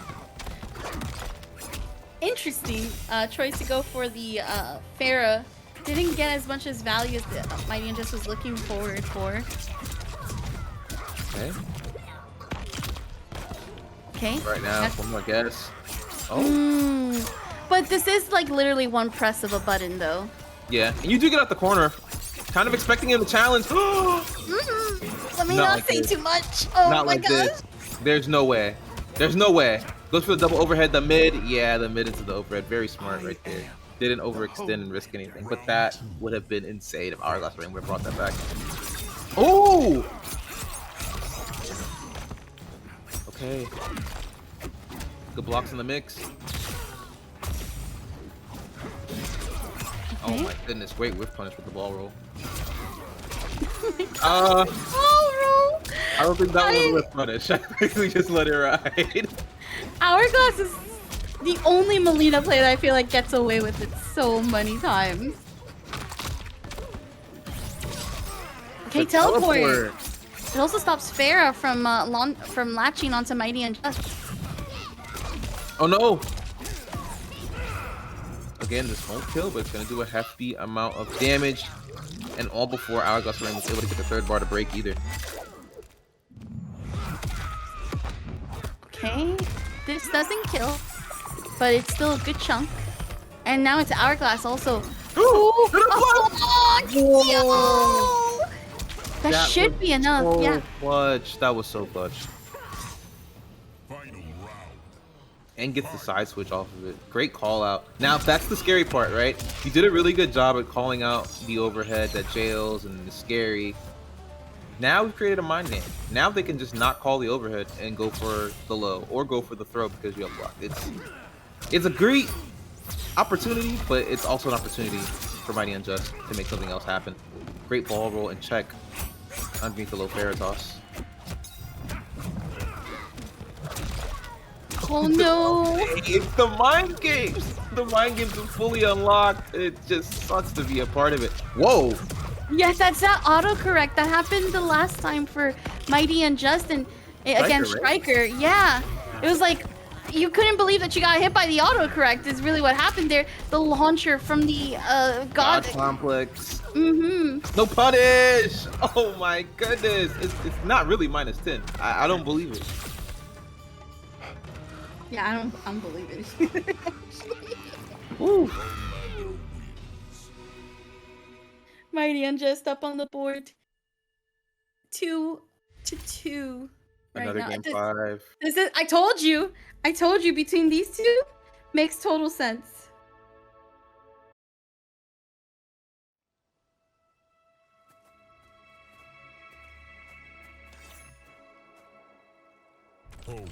Game number 5. And we're sticking with Ferra still with this time. Now you. I am done. Yeah, for both of them. I'm excited to see this. I wear it better.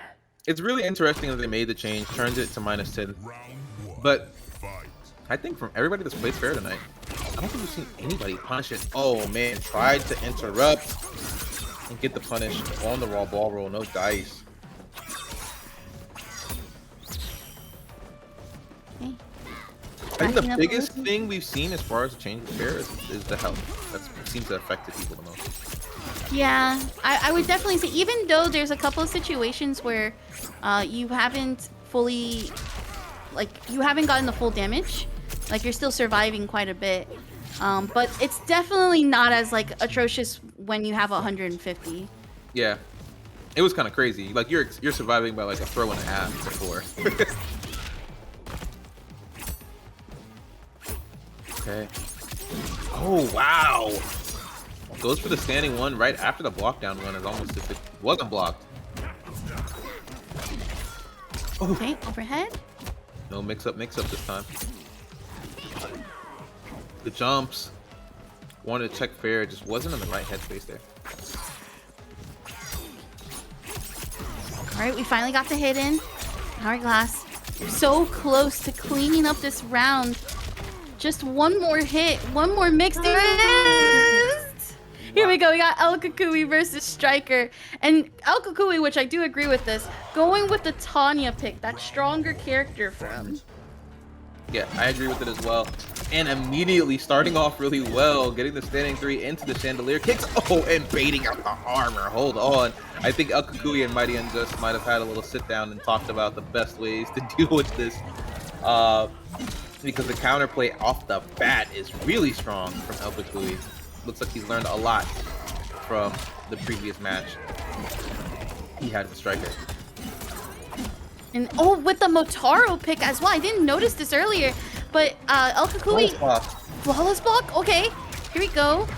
This is big for Stryker. El Kukui, who was on Goro the last time, choosing to go Motaro for that low projectile.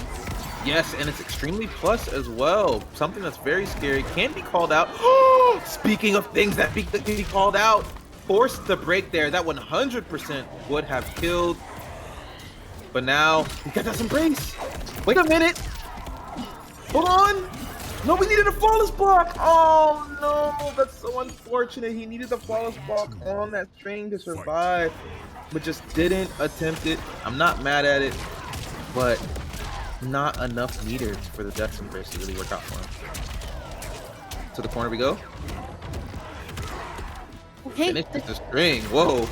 Yeah, that was actually so smart there.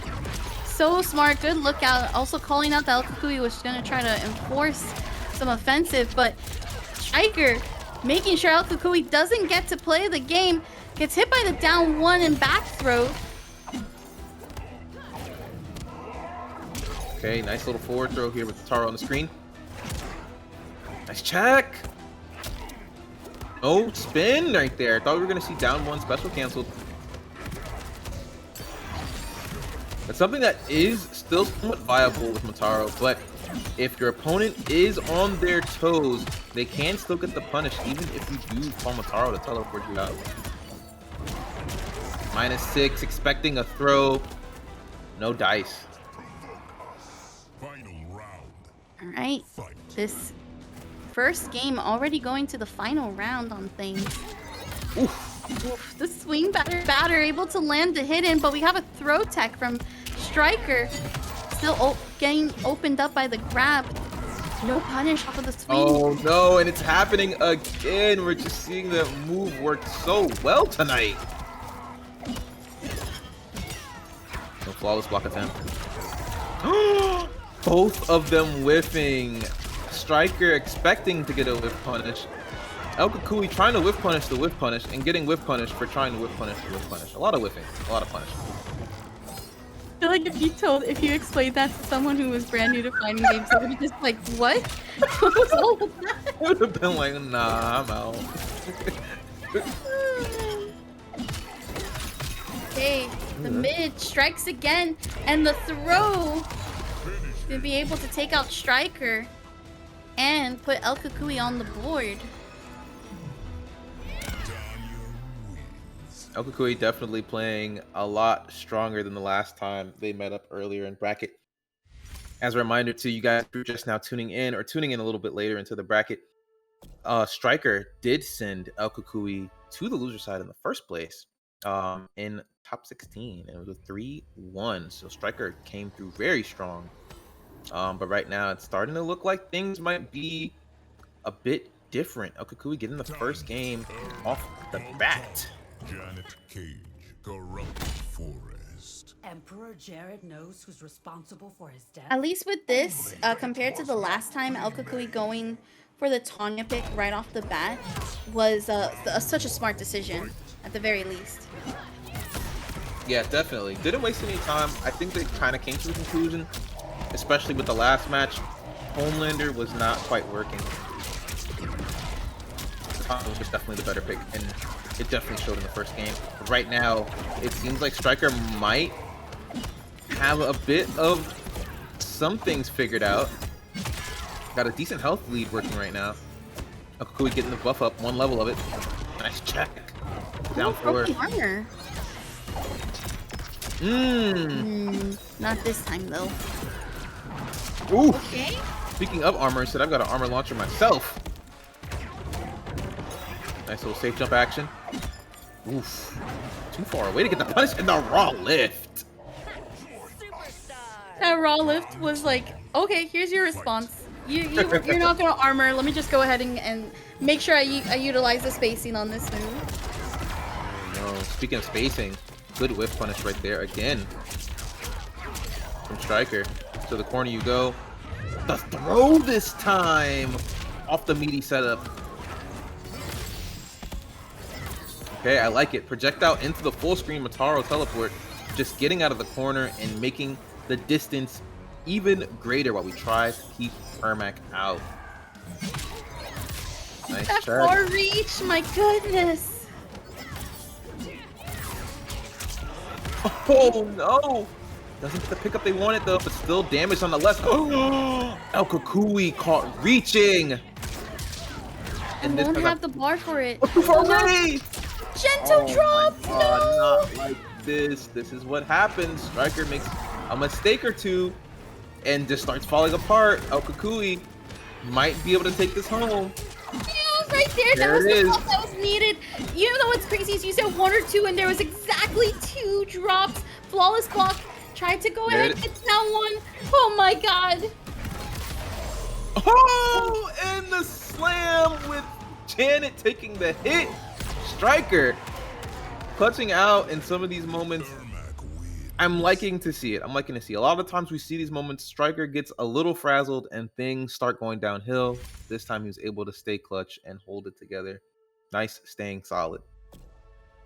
Stryker in chat says, that was the worst round of MK I've ever played.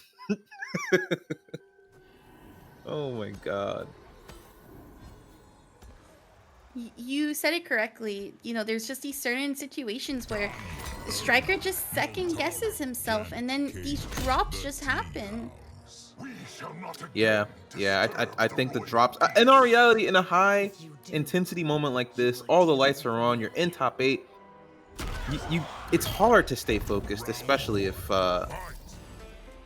something like that happens, you drop a combo. But, you know, it looks like Stryker's just doing better as time goes by, working on it each game, and we're seeing improvement. Good blocks right here from El Kukui, avoiding the, as I say, good blocks. Gets hit with a air low while trying to up block. Commentators curse, ladies and gentlemen. To the corner we go. Stryker applying some decent damage, 320. Flawless blocking, that's what El Kukui was trying to do earlier, to flawless block on that Soul's Purge. Oh my god, but I don't think it's gonna even matter. Good blocks on the overhead, but better blocks coming from Stryker. Oh my goodness! And we're still seeing El Kukui trying to push through. Great blocks on the armor. Hold on. El Kukui still in this. Gets the buff fully up. Getting some nice respect. Okay. Will he break? Yes, he does. So this is a W right now for El Kukui. Even if he doesn't take the round, he's gotten Stryker to come up with all his meter. Death's Embrace won't matter. Good flawless block. And the teleport. That was so good. Round 2.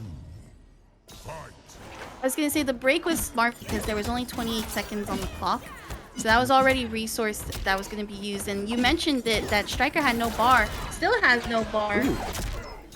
And then there's the first bar actually used by El Kukui for the chandelier kicks, but still got stubbed. Okay, we're starting to see a throw off of the plus frames. That might be the first throw we've seen El Kukui go for, and now we're going for a second one. It's Blaze with the raid of 6. Thank you so much for showing love to the stream and entrusting us with your community. Welcome, welcome, welcome. Hold on. El Kukui is a crazy healthy right now. Hold on, wait a minute. Let me be quiet. Let me be quiet.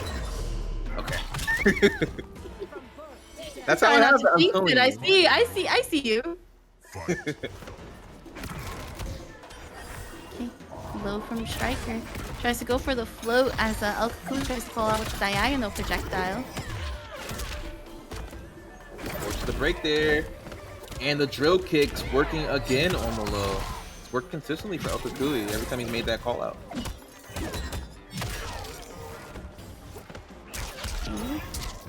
Big pickup here. Gonna be able to get the launcher. And I think this is pretty much like meterless minus the cameo. Hold on. Oh my god, those cancels! They're so fast! Jeez! I feel like he built a bar just trying to backdash. That is crazy. And another throw off of these plus frames. You don't want to have to make these callouts because it can be risky. But Stryker is just getting hit with these throws every time. Oh, the whiffing! Oh, the meter. Able to break. The teleport! No way. No way. Death's Embrace. Oh. Goes for the overhead this time. Drill kick's not gonna matter. Good flawless block. Oh, this is terrifying. Ducks the projectile throws on. Death's the turret. Oh my god! Tara's low projectile. He almost had it. He almost had it. The turret, though. The turret doing God's work and getting El Kukui his second game in the set.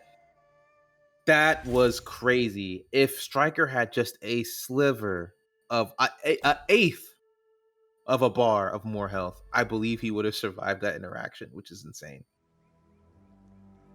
Put on the Death's Embrace. Went for float. That was wow. That was tough.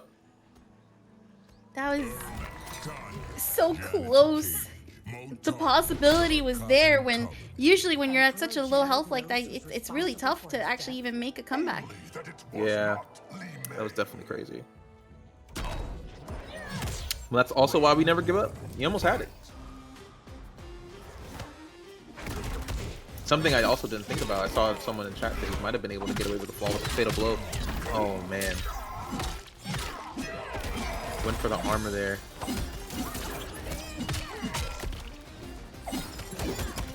Kukui going for the mid, keeping it safe. Again, Motaro's low projectile helping so much in this matchup compared to what Goro was offering. Oh my goodness. The whip punish here from Stryker. Okay. Big damage right now here. Beautiful kick in the air to stop any form of El Kukui coming up. Okay, Listerine and the mean green is all on me. Here we go to the corner. We're gonna cash out into the fatal blow. No, doesn't look like it. Janet extends. with the extra damage. Wow. Very nice. Good call out here for Stryker to make sure that El Kukui goes ahead and respects those strings in the corner. Yeah, I'm really enjoying how he's playing. Oh, Elkakui wanted that anti-air so badly and just couldn't quite get it. 175, not bad for a throw. And spins the bar on this. Don't know if I agree with it. Damage not really worth it.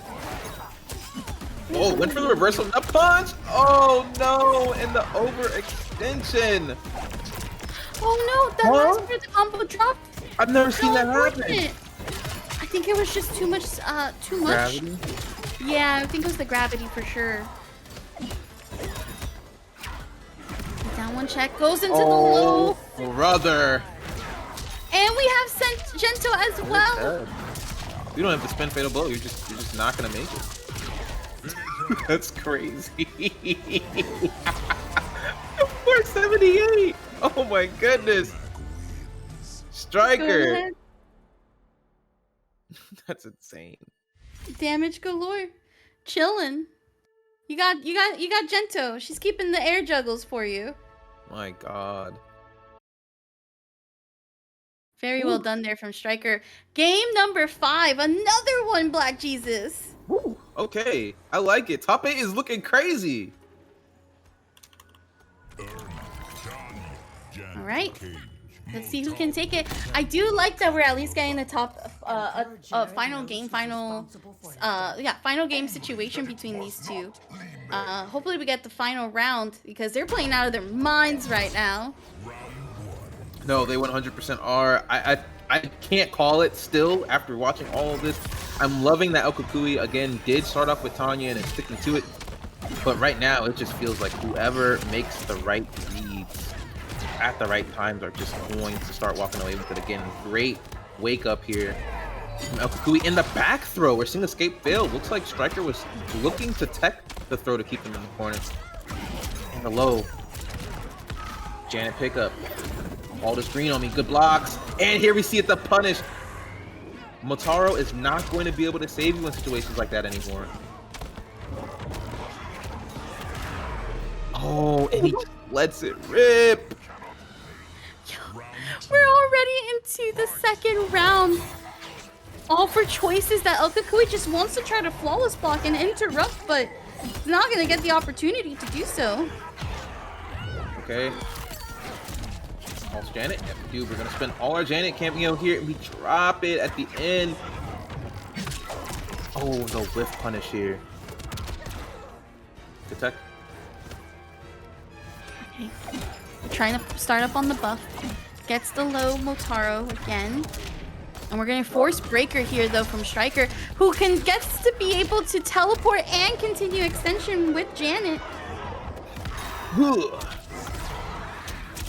Into the crump. Oh, man. Is he? Oh, he's dead. Oh, he's dead. He didn't do Janet? I thought he was Janet. Not like this. Okay. I was scared. I like that. I like that confidence from you. And I think you're right. I mean, again, Ermac and Stryker, they're working out super well. So we're going to hop in and see how well they're doing right now. And if you guys are in chat right now, the predictions are up. So you can actually vote. Who do you think is going to take it? Do you think it's going to be MightyUnjust? Will it be Stryker? This is Losers Finals. Let's get some hype in the chat. Who do you think is going to win? MightyUnjust right now is starting off super strong. Got some corner carry, almost a full stick of butter. Oh, but here we go. A missed time, meaty. Stryker looking to capitalize, forcing MightyUnjust to break. And the straight laser. Trying to anti-air, you cannot do that. We still have Ferra. It's my turn. And Life on Leo saying, hey, for the record, it's my turn to contribute again to the match. $5 to the pot. We appreciate you. Thank you so much, Life on Leo. Appreciate you so much. Really enjoying what you're seeing tonight. And thanks for the love. Great use of the armor here. Stryker getting some corner positioning. Ooh, and get dunked on the overhead. Okay. It's going to extend with Janet. Doubling down. I like it. Oh, the drop. Oh my god. And the drop on the charge too. Okay. that's a great interrupt, using the armor move, the back one too, to be able to eat through Ferra's up overhead. And again, Janet to extend. Safe jump. Hold on. Oh no. Thanks for playing. Wait! No, no, no. That's the fatal blow there, and opts for armor. Whoa, that was scary. Oh man, I think that was just guaranteed chip out. But he could have ducked there, could have done a lot of things. Very scary moment right there. But Stryker clutching out, tying these rounds up one apiece. Let's see who is going to be getting the first game here. Committed to the straight laser in the low, ready for it. Catching Unjust, trying to backdash. Big scoopage into the Ferra. Right, that's a launcher here. Gonna be able to get the corner carry plus the low laser, but the down one check, it has just been trade after trade. Oh, these cancels finally. Unjust tries to challenge, but at least Unjust takes the corner in this time around. Oh no! But still jails with the overhead kick. Stryker just missing his opportunity to take his turn back there. Unfortunate, but MightyUnjust staying ironclad. As I say it, the command grab whiffs. The back throw looks like we're going to be getting some. Oh no, doesn't want the corner positioning. Opts for the safe jump instead. And wake up jump. We hold north, not pressure around here. Overhead. Oh, that is filled. Goes for the overhead into the laser, into the Ferra. Listen to me. You're not listening. Oh no. You're not listening. How can they listen? You just blew their eardrums out. Oh my goodness. MightyUnjust setting a very strong precedent in game one here with the brutal as well. He is here to shut it down.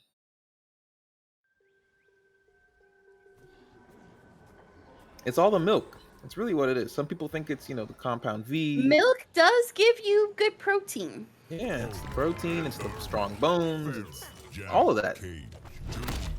He really should have like a... Sorry, not protein, it's calcium. Before The chat calcium. corrects me. Before chat corrects me, it tells me I don't know anatomy, which I don't, but... Which I don't, but... Oh my goodness. They should make Homelander wear like a got milk costume. Ooh. Okay, yo, I just keep hearing Stryker getting beat up by MightyUnjust as Homelander gets the other side as well, but gets hit by the back forward too. Might be in vain, but let's see. Can Stryker make anything happen? Another thing to remember, oh, the overhead. I was like gonna say, MightyUnjust still can't just wake up and dish out a decent amount of damage after the Oki there. Might not want to risk it though. Approaching the half health mark. Whoa, ducks underneath. Good patience. Good blocks. He ducks the command grab. Forces the break out of MightyUnjust. All this green on me. Wait a minute. Oh, that was... he got hit. Reset him. Oh, he went for the throw. He went for the throw. Fatal blow. Okay, real quick, Black Jesus, I feel like that might either been a bug or something, because MightyUnjust slightly hit Stryker, but Stryker had 3 bars while in Death's Embrace. And then he just had 1, right? Yeah! So I'm not going crazy. Unless Stryker tried to press something. I'm so shocked. I'm so sorry. Yeah. Oh, he did EX hands. Okay. Okay, that's why. I'm like, oh my god, he had a full bar, but now has the full bar again. I didn't question it. I just thought I missed something. I was like, clearly something happened. But then you said it. I was like, wait a minute. I did see that. Just goes to show you this game. Oh my god, the throw whipping. Both the commentators blinked and everything went crazy. Oh my goodness, MightyUnjust up on the board for the round. I'm sitting here like, I blinked. I must have missed something. I'm not gonna say anything. Then you're like, nah, that happened. It's so crucial for once you're in Death's Embrace that suddenly you use that bar. But here we go, crumpled state. Gonna be able to at least get that trap, and then Gento to help with damage. The splits.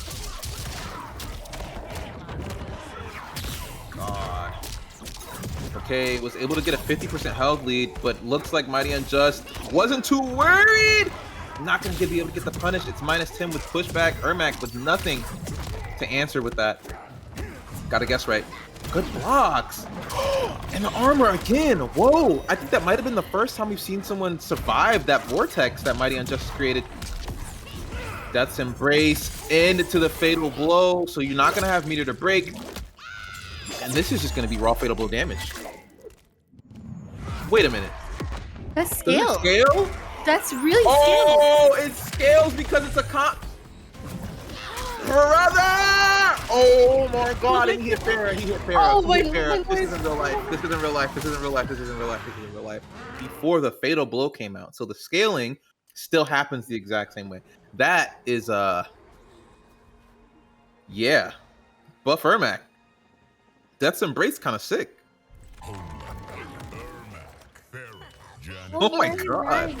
Flesh Pits. That's that. I'm still so. I feel like I'm learning new stuff between these two, more and more. Jesus. All right, Stryker tying up 1-1. That's feels bad if you're MightyUnjust, but I know Stryker is couldn't be more excited about that.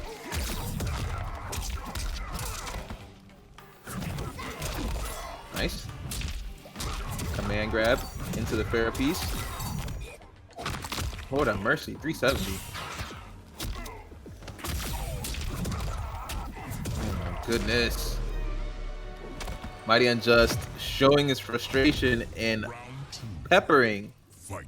Stryker up in this first round with some good hands, good lasers, and good command grabs. Doesn't opt for the side switch, opts for the damage instead, and forces the break while Janet's out. Gonna be a slightly longer cooldown here.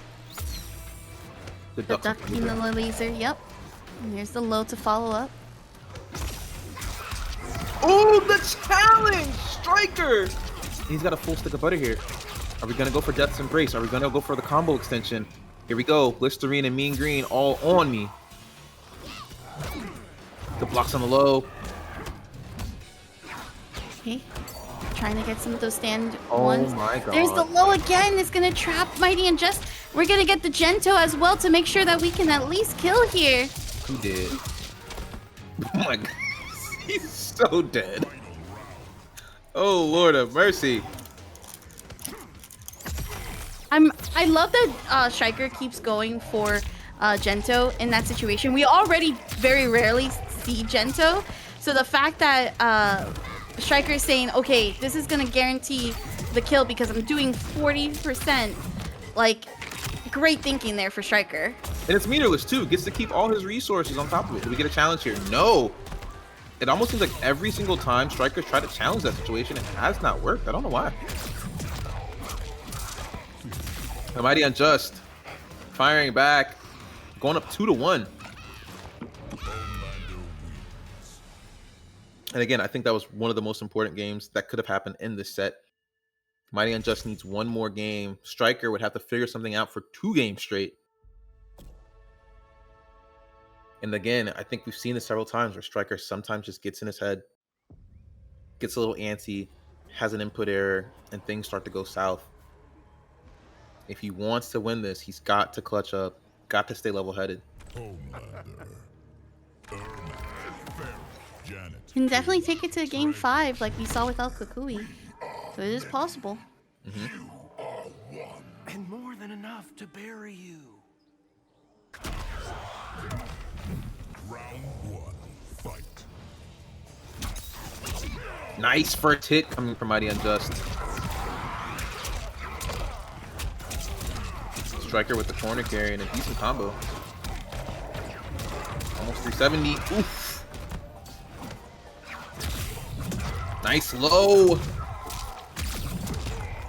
I'm just gonna return the damage, opting for the vortex instead. Gonna get a nice safe jump. Sweet. Okay.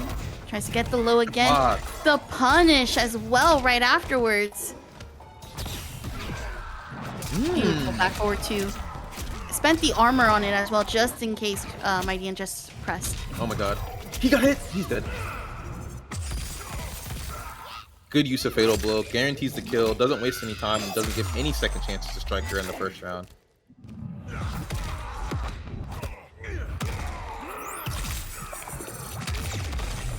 That was death? Oh yeah. Oh my gosh. Oh yeah. Fight. One chance more for Stryker. Yeah, I'm liking that he's going for these flawless walks on these lasers, making sure we don't get any meter buildup and avoiding all the chips. But right now, it might be looking kind of grim. MightyUnjust, 1 round away, and that input error is forcing him off of all of his meter. On top of it, no anti-air, but the poke into the command grab. All right. Ferra 30% hard knockdown. Ferra's Yo, almost the fully delay. back. This is bad. Oh yeah, that's GG's. Oh my gosh, the He teleport! did what? He did what? He did teleport! Oh my gosh! The low into the kick, but it's GG's. But here we are, grand finals. We got Hourglass on the winner's side, MightyUnjust on the loser's side. And it's all gonna come down to this. Hourglass already establishing pressure on some of these pokes, but gets hit by the grab. Try to get a meaty there, just mistimed it, but the low is gonna get us to the corner. Nice hard knockdown for 30% almost. Ooh, autocorrect into the overhead. I'm sure Hourglass and Rain wanted to try to interrupt that and get an anti-air, just no dice. Okay, overhead. Jails on the kicks. The side switch, but it's going to be the down 1 and the interrupt. Hourglass going to try to cash out on as much damage as possible. And very little health right now, about 70%. Gonna have to make sure it doesn't get hit. The low breaker from MightyUnjust. Okay, oh no, the teleport. Good throw, kept it simple. Didn't overdo it. But, I mean, Hourglass and Rain did get MightyUnjust to come off all of that meter, so that's really good for them.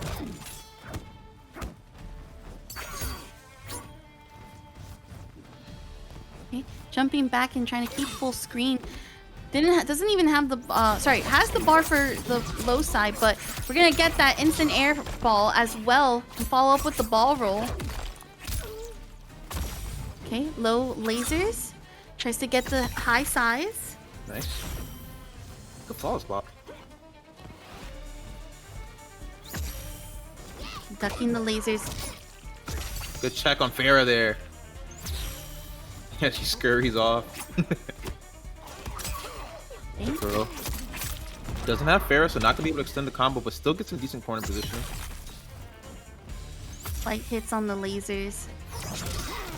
Oh, the up There it is. teleport! That's huge! Was able to launch and get Ferra as well for the extension.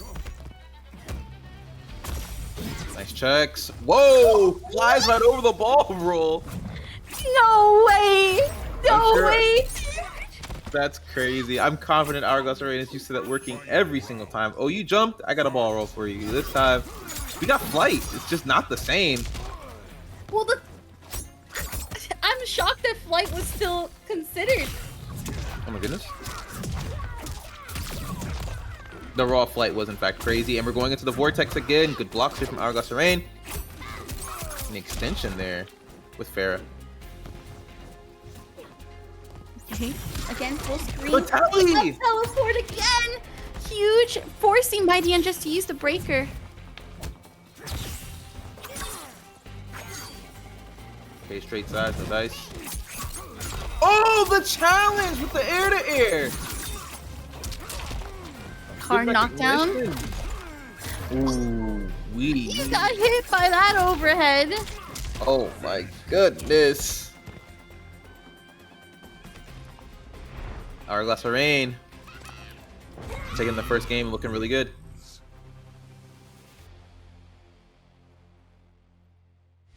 All right. One on the board right now from Hourglass. Like I mentioned before, you know, we saw that game 5 previously, and then just the back and forth. It's strong. But Hourglass just seems to have that, like, I'm keeping you on your toes factor, despite that ball roll just whiffing completely. Yeah, that was kind of insane. I didn't expect for that to work that way. You need me. You need me to save you. I would never entrust you with Outworld safety. All right. And we got Hourglass and MightyUnjust hopping back in to things again. The Lowlands! Beautiful stuff. I'm telling you, people, listen, those 5 frames, whatever, cool, happy that you can punish it on some character, or from some characters now, but you're still gonna get hit by that low mix. Yeah. And you're not gonna know what to do about it. It is crazy.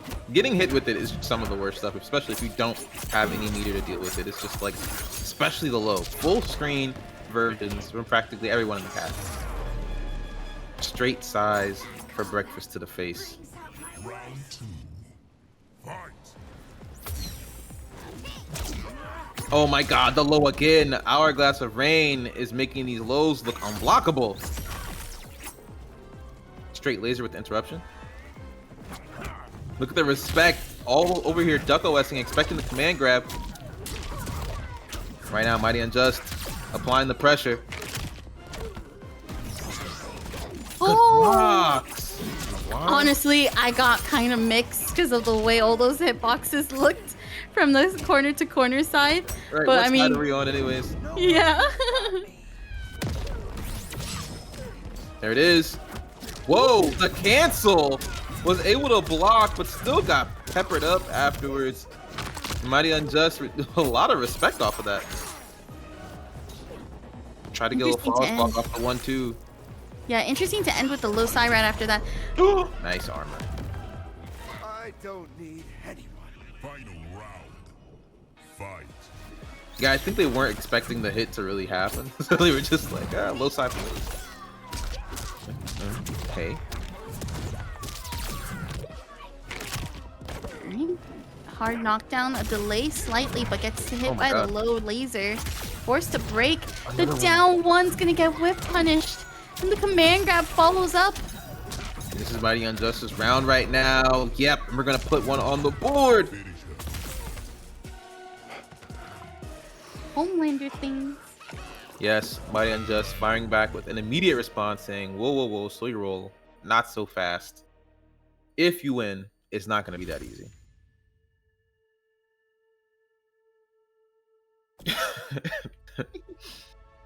I just saw in chat somebody doing a impersonation of one of the characters from The Boys, Butcher, saying, "Oh, Homelander done stole me life." Oh my god. Oh, that's so funny. Is Butcher like Australian or something? Yes, yeah, he's Australian, and it's like every opportunity he gets, he's just like, "Homelander stole my wife and ruined my life and has my child," and like that's him. Every opportunity. If he gets screen time, it's just like, "Yui, Homelander, he stole me wife. He has me son. We got to stop him." And like that's just his whole thing. He's British? I thought he was fucking Australian. Oh my gosh. Alright, well, it seems like MightyUnjust is gonna ruin Hourglass's life right now. Getting all of these hits in and all those life points just gone. But finally, Hourglass fights it out and secures the corner side of things. Oh my goodness, watch your I'm ankle. telling you, you are gonna get hit by that low. Oh my goodness. Yo, put me down. Leave me down. Stop hitting me. Jesus. Hourglass already forced the break there. Oh my gosh, the walk down, but that is gonna be a challenge from Unjust, who cleans it for the round. Oh my goodness. Round 2. Fight. Good blocks on the low this time. Still not able to get the punish. -10, but the pushback is crazy. Nice little forward throw. Straight laser. The maximum range on that overhead. Ball roll coming up just short. And now we're taking Hourglass to the corner. MightyUnjust with the raw command grab into the Ferra call. Hard More knockdown. gets. But there goes the teleport. Okay. And that's also gonna be extended thanks to Ferra's overhead. MightyUnjust can opt to use his meter to break if they do get hit again. Oh, but it's challenge. not going to matter, and uses the EX laser to make sure they keep it unbreakable. MightyUnjust taking game 3, going up 2-1.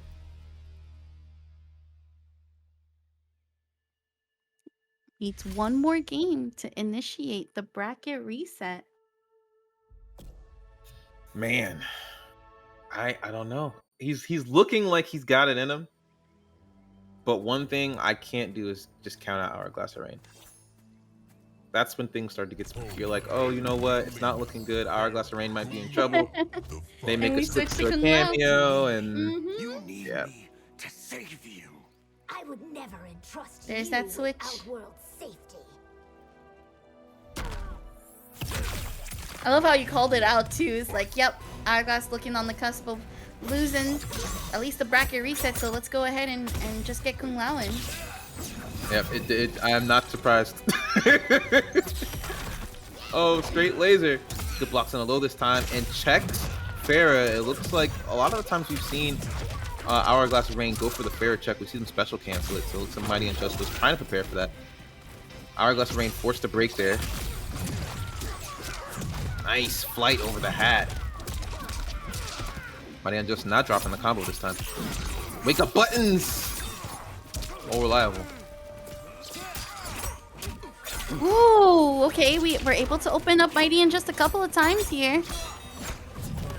Mid into the scoopage! Speaking of all reliable. And that'll do. I don't need anyone. Unjust on reset point right now.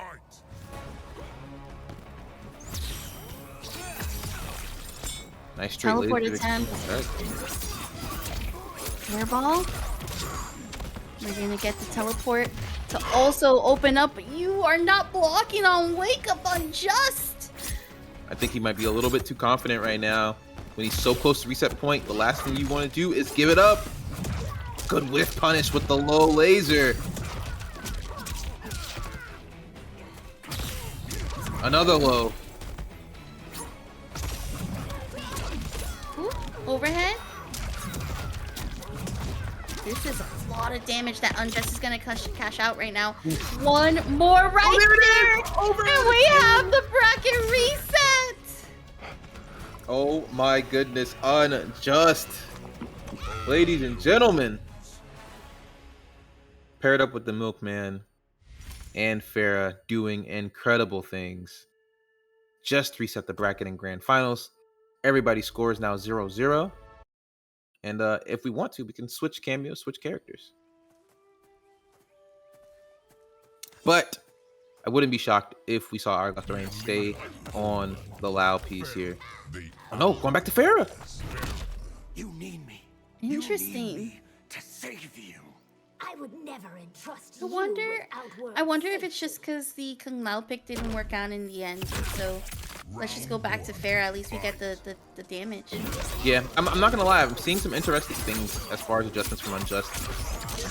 When Kung Lao had his call in the corner, he has no issues using flight to get over it, and this time he's aware of it and converting quite nicely off of it too. So these can be some problematic things. That's why we've also seen just come off of the Kung Lao hat. Not as useful as we want it to be. Goes for the low. Ooh, and he said, "I've got a low of my own." You taste your own medicine. Double low this time. That's gonna be a punish. Okay. Another good round for MightyUnjust, who's trying to definitely end it quick with these damaging combos and routes.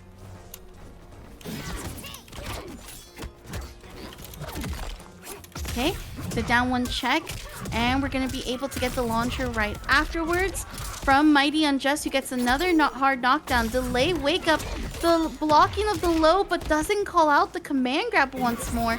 We're having to use all of that meter to break. Ferra, the ball roll right afterwards though. Okay, gets grabbed, thrown backwards. delay wake up again here. Pushing back through. Another low. Staggers it this time. And this is Mighty Unjust's game here. My goodness. Looking like the switch back to Ferra did not phase Unjust at all. And we're making another pickup right where we left off. Again, another game on the board in Unjust's favor.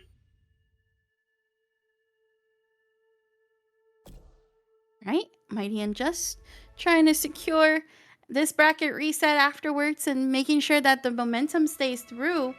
I don't know, Black Jesus. I think the Mighty Unjust is really trying to ensure that that win happens this week.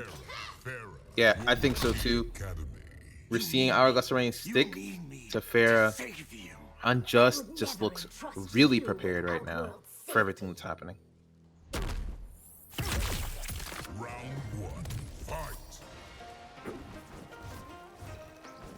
Full screen right now, both of them just trying to figure out who's gonna open each other first, get that first hit in the low, and it's gonna be Mighty Unjust who hits Ferra while still on the ground. I like it. Nice, throws a low out, just trying to get something going, and a phenomenal response from Hourglass Rain. Oof, the overhead this time. Good resource management right there from Mighty Unjust. Making sure you had the meter to break just in case he did guess wrong.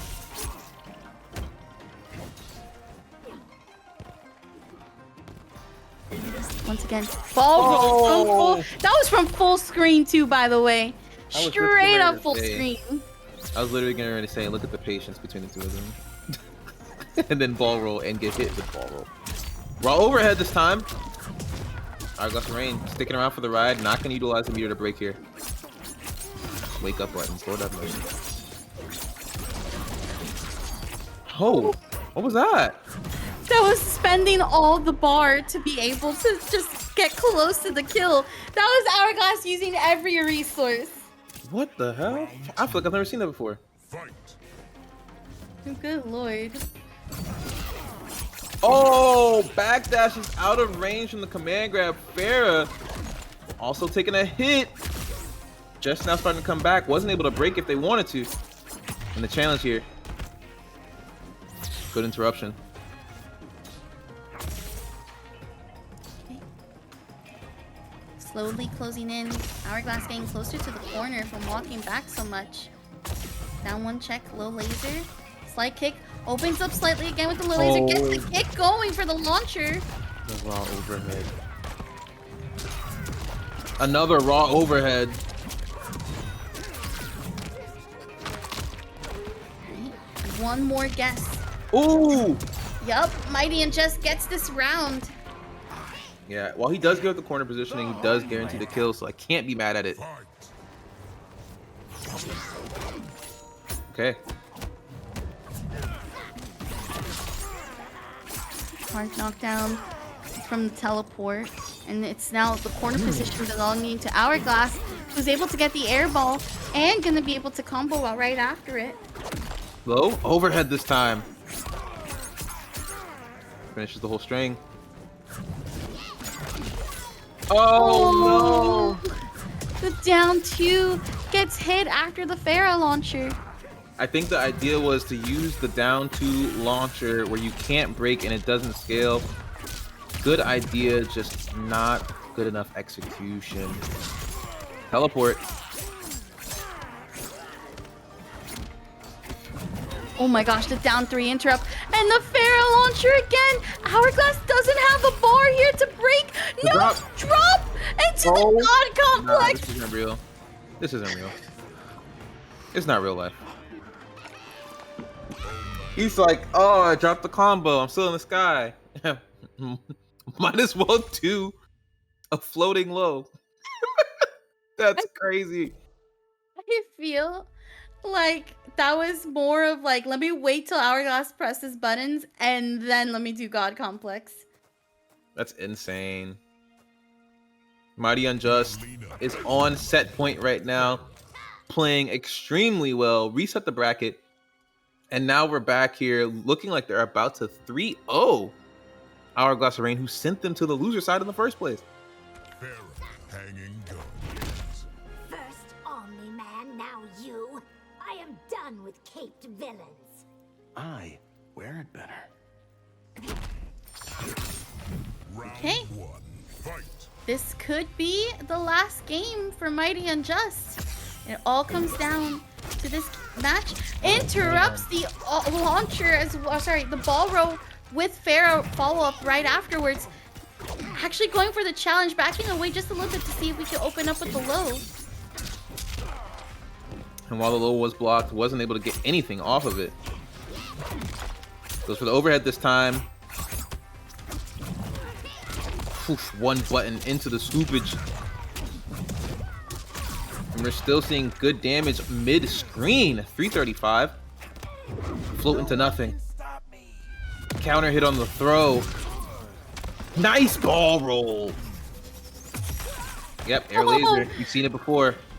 Finally, one person to actually interrupt that air ball and actually say, hey, just because it's charging doesn't mean you have to hold it. If you have the anti-air option, go for it.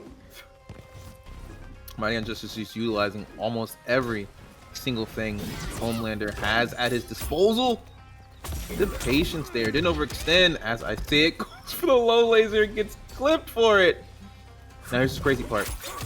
MightyUnjust, no meter. Hourglass of Rain with the pickup and going for the fatal blow here. Wants to secure the round no matter what. Not trying to leave an opportunity for Unjust to make a comeback here. Not mad at it. MightyUnjust has been so much in the lead, and this is one of those things where like, okay, Hourglass spent the fatal blow resource. Can we clean it up in this later half? Yeah, I think that's the only thing we can think about here. Goes for the armor, gonna shut down the Ferra call attempt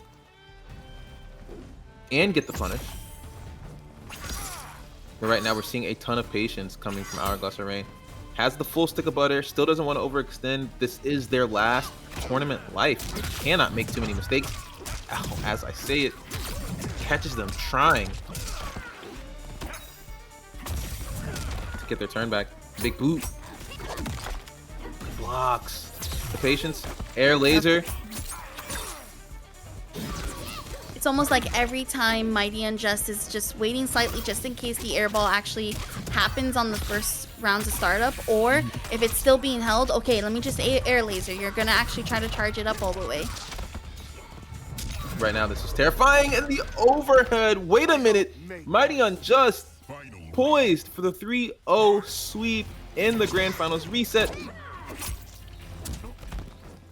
Hourglass of Rain still has a lot of opportunities to make some things happen. Hits Ferra, gonna put a big cooldown on her, and we have full stick of butter on Hourglass of Rain's side, still able to break from any touch that does happen. Ooh. Oh, there it is. This could be it. The big opportunity Hourglass of Rain needs. The low connect. Oh no! Dropping the low connection. I think he dropped it on purpose to avoid the break. Hourglass of Rain, hold on to the meter. Will we see wake up buttons? Will we see an armored move? There it is, the armored move. Wake up teleport forces the break. Oh, no way. Oh my god. That is one bar without Hourglass is without. MightyUnjust. Oh my god. I can't watch. Oh lord. This is too stressful. This is way too stressful. It is 11:53 at night. This is way too stressful for you two sweaty players. Let me tell you something right now. This don't make no sense.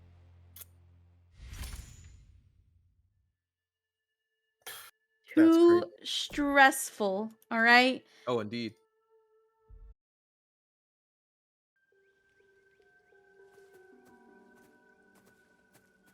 This is truly crazy, man. Homelander. Mileena. Ferra. But Ying Fort. Hourglass of Rain You need stopping the sweep from happening. me to save you. And one thing that is terrifying again when you're fighting against Hourglass of Rain is the momentum that they carry. When they have momentum on their side, they become ridiculous. They're already hard to beat. Already a good player. With momentum, it's just insane. So Hourglass of Rain had an advantage. MightyUnjust has to put a stop to this right now, or things are going to start steamrolling. The ball roll. Talk about steamrolling, and you go have the ball roll. Watch your ankles. Okay, Slight walking in. Does get the laser to go out. Blocks the ball roll, blocks the fair follow-up, and still gets a punish, by the way. Nice check. Ooh. Big boot, it's my turn. Great blocks there. Great blocks. Oh my goodness. Okay, we got the overhead, and that's gonna force Hourglass to use their breaker. Full screen laser to catch Hourglass jumping from full screen. This is scary. We can do ball roll in the Ferra, teleport in the Ferra. There it is again. God Complex to also stop the teleport. Oh, you're dead. Able to block the ball roll. Match point man. again for Mighty Unjust. Round 2. Fight. Okay. We've been here before, but Hourglass of Rain only has 1 bar. Goes for the low, no dice. And the ball roll response! That's insane. Okay. Good ducks. Looks like there might have been input error there, though. Good armor. Mighty Unjust is refusing to let Hourglass of Rain get started off of these special moves into Ferra right now. Lights again. Ball roll so close and up in Mighty Unjust's face. The stand 1-2. We're gonna force the breaker to happen. Oh, and no, we guess get is hit by wrong. the low. Again, Didn't dropping it. believe. Yeah. Okay. Hourglass of Rain has a lot of opportunities here. Can guess wrong about 3 times and still be okay. That's 1. And the ball roll. Oh no. The low. Oh no. That's 2. Wait, fatal blow. Ooh, I think this kills. I don't know. The extra 50 health. I don't know. You better mash. It doesn't kill. Barely alive. 1 more guess. Oh my gosh. goodness. That is crazy. Teleport right afterwards. Hourglass of Rain staying alive by the sliver. Mind you, it wasn't even a meter teleport either. Just let it rip. I mean, I'm not mad at it. They had no health. You kind of have to make something happen. And there he gets another teleport here. This time a punish. Okay. Oh my goodness. Stop ball roll. Ball roll. Yep. Hourglass. They're gonna use that meter. That is not okay. That's already 1 bar that they're gonna be without in case Mighty Unjust does get a hit in. Tries to go for the overhead right afterwards. Great backdash. Good stuff from Hourglass Rain, staying solid. I think Mighty Unjust was expecting them to make a read on a command grab, and it just didn't happen. The low! And we get a break just in time! Full screen laser. There's no Ferra. There's no last breath And the either. air laser with the read! Mighty Unjust is your TNS 39 champion.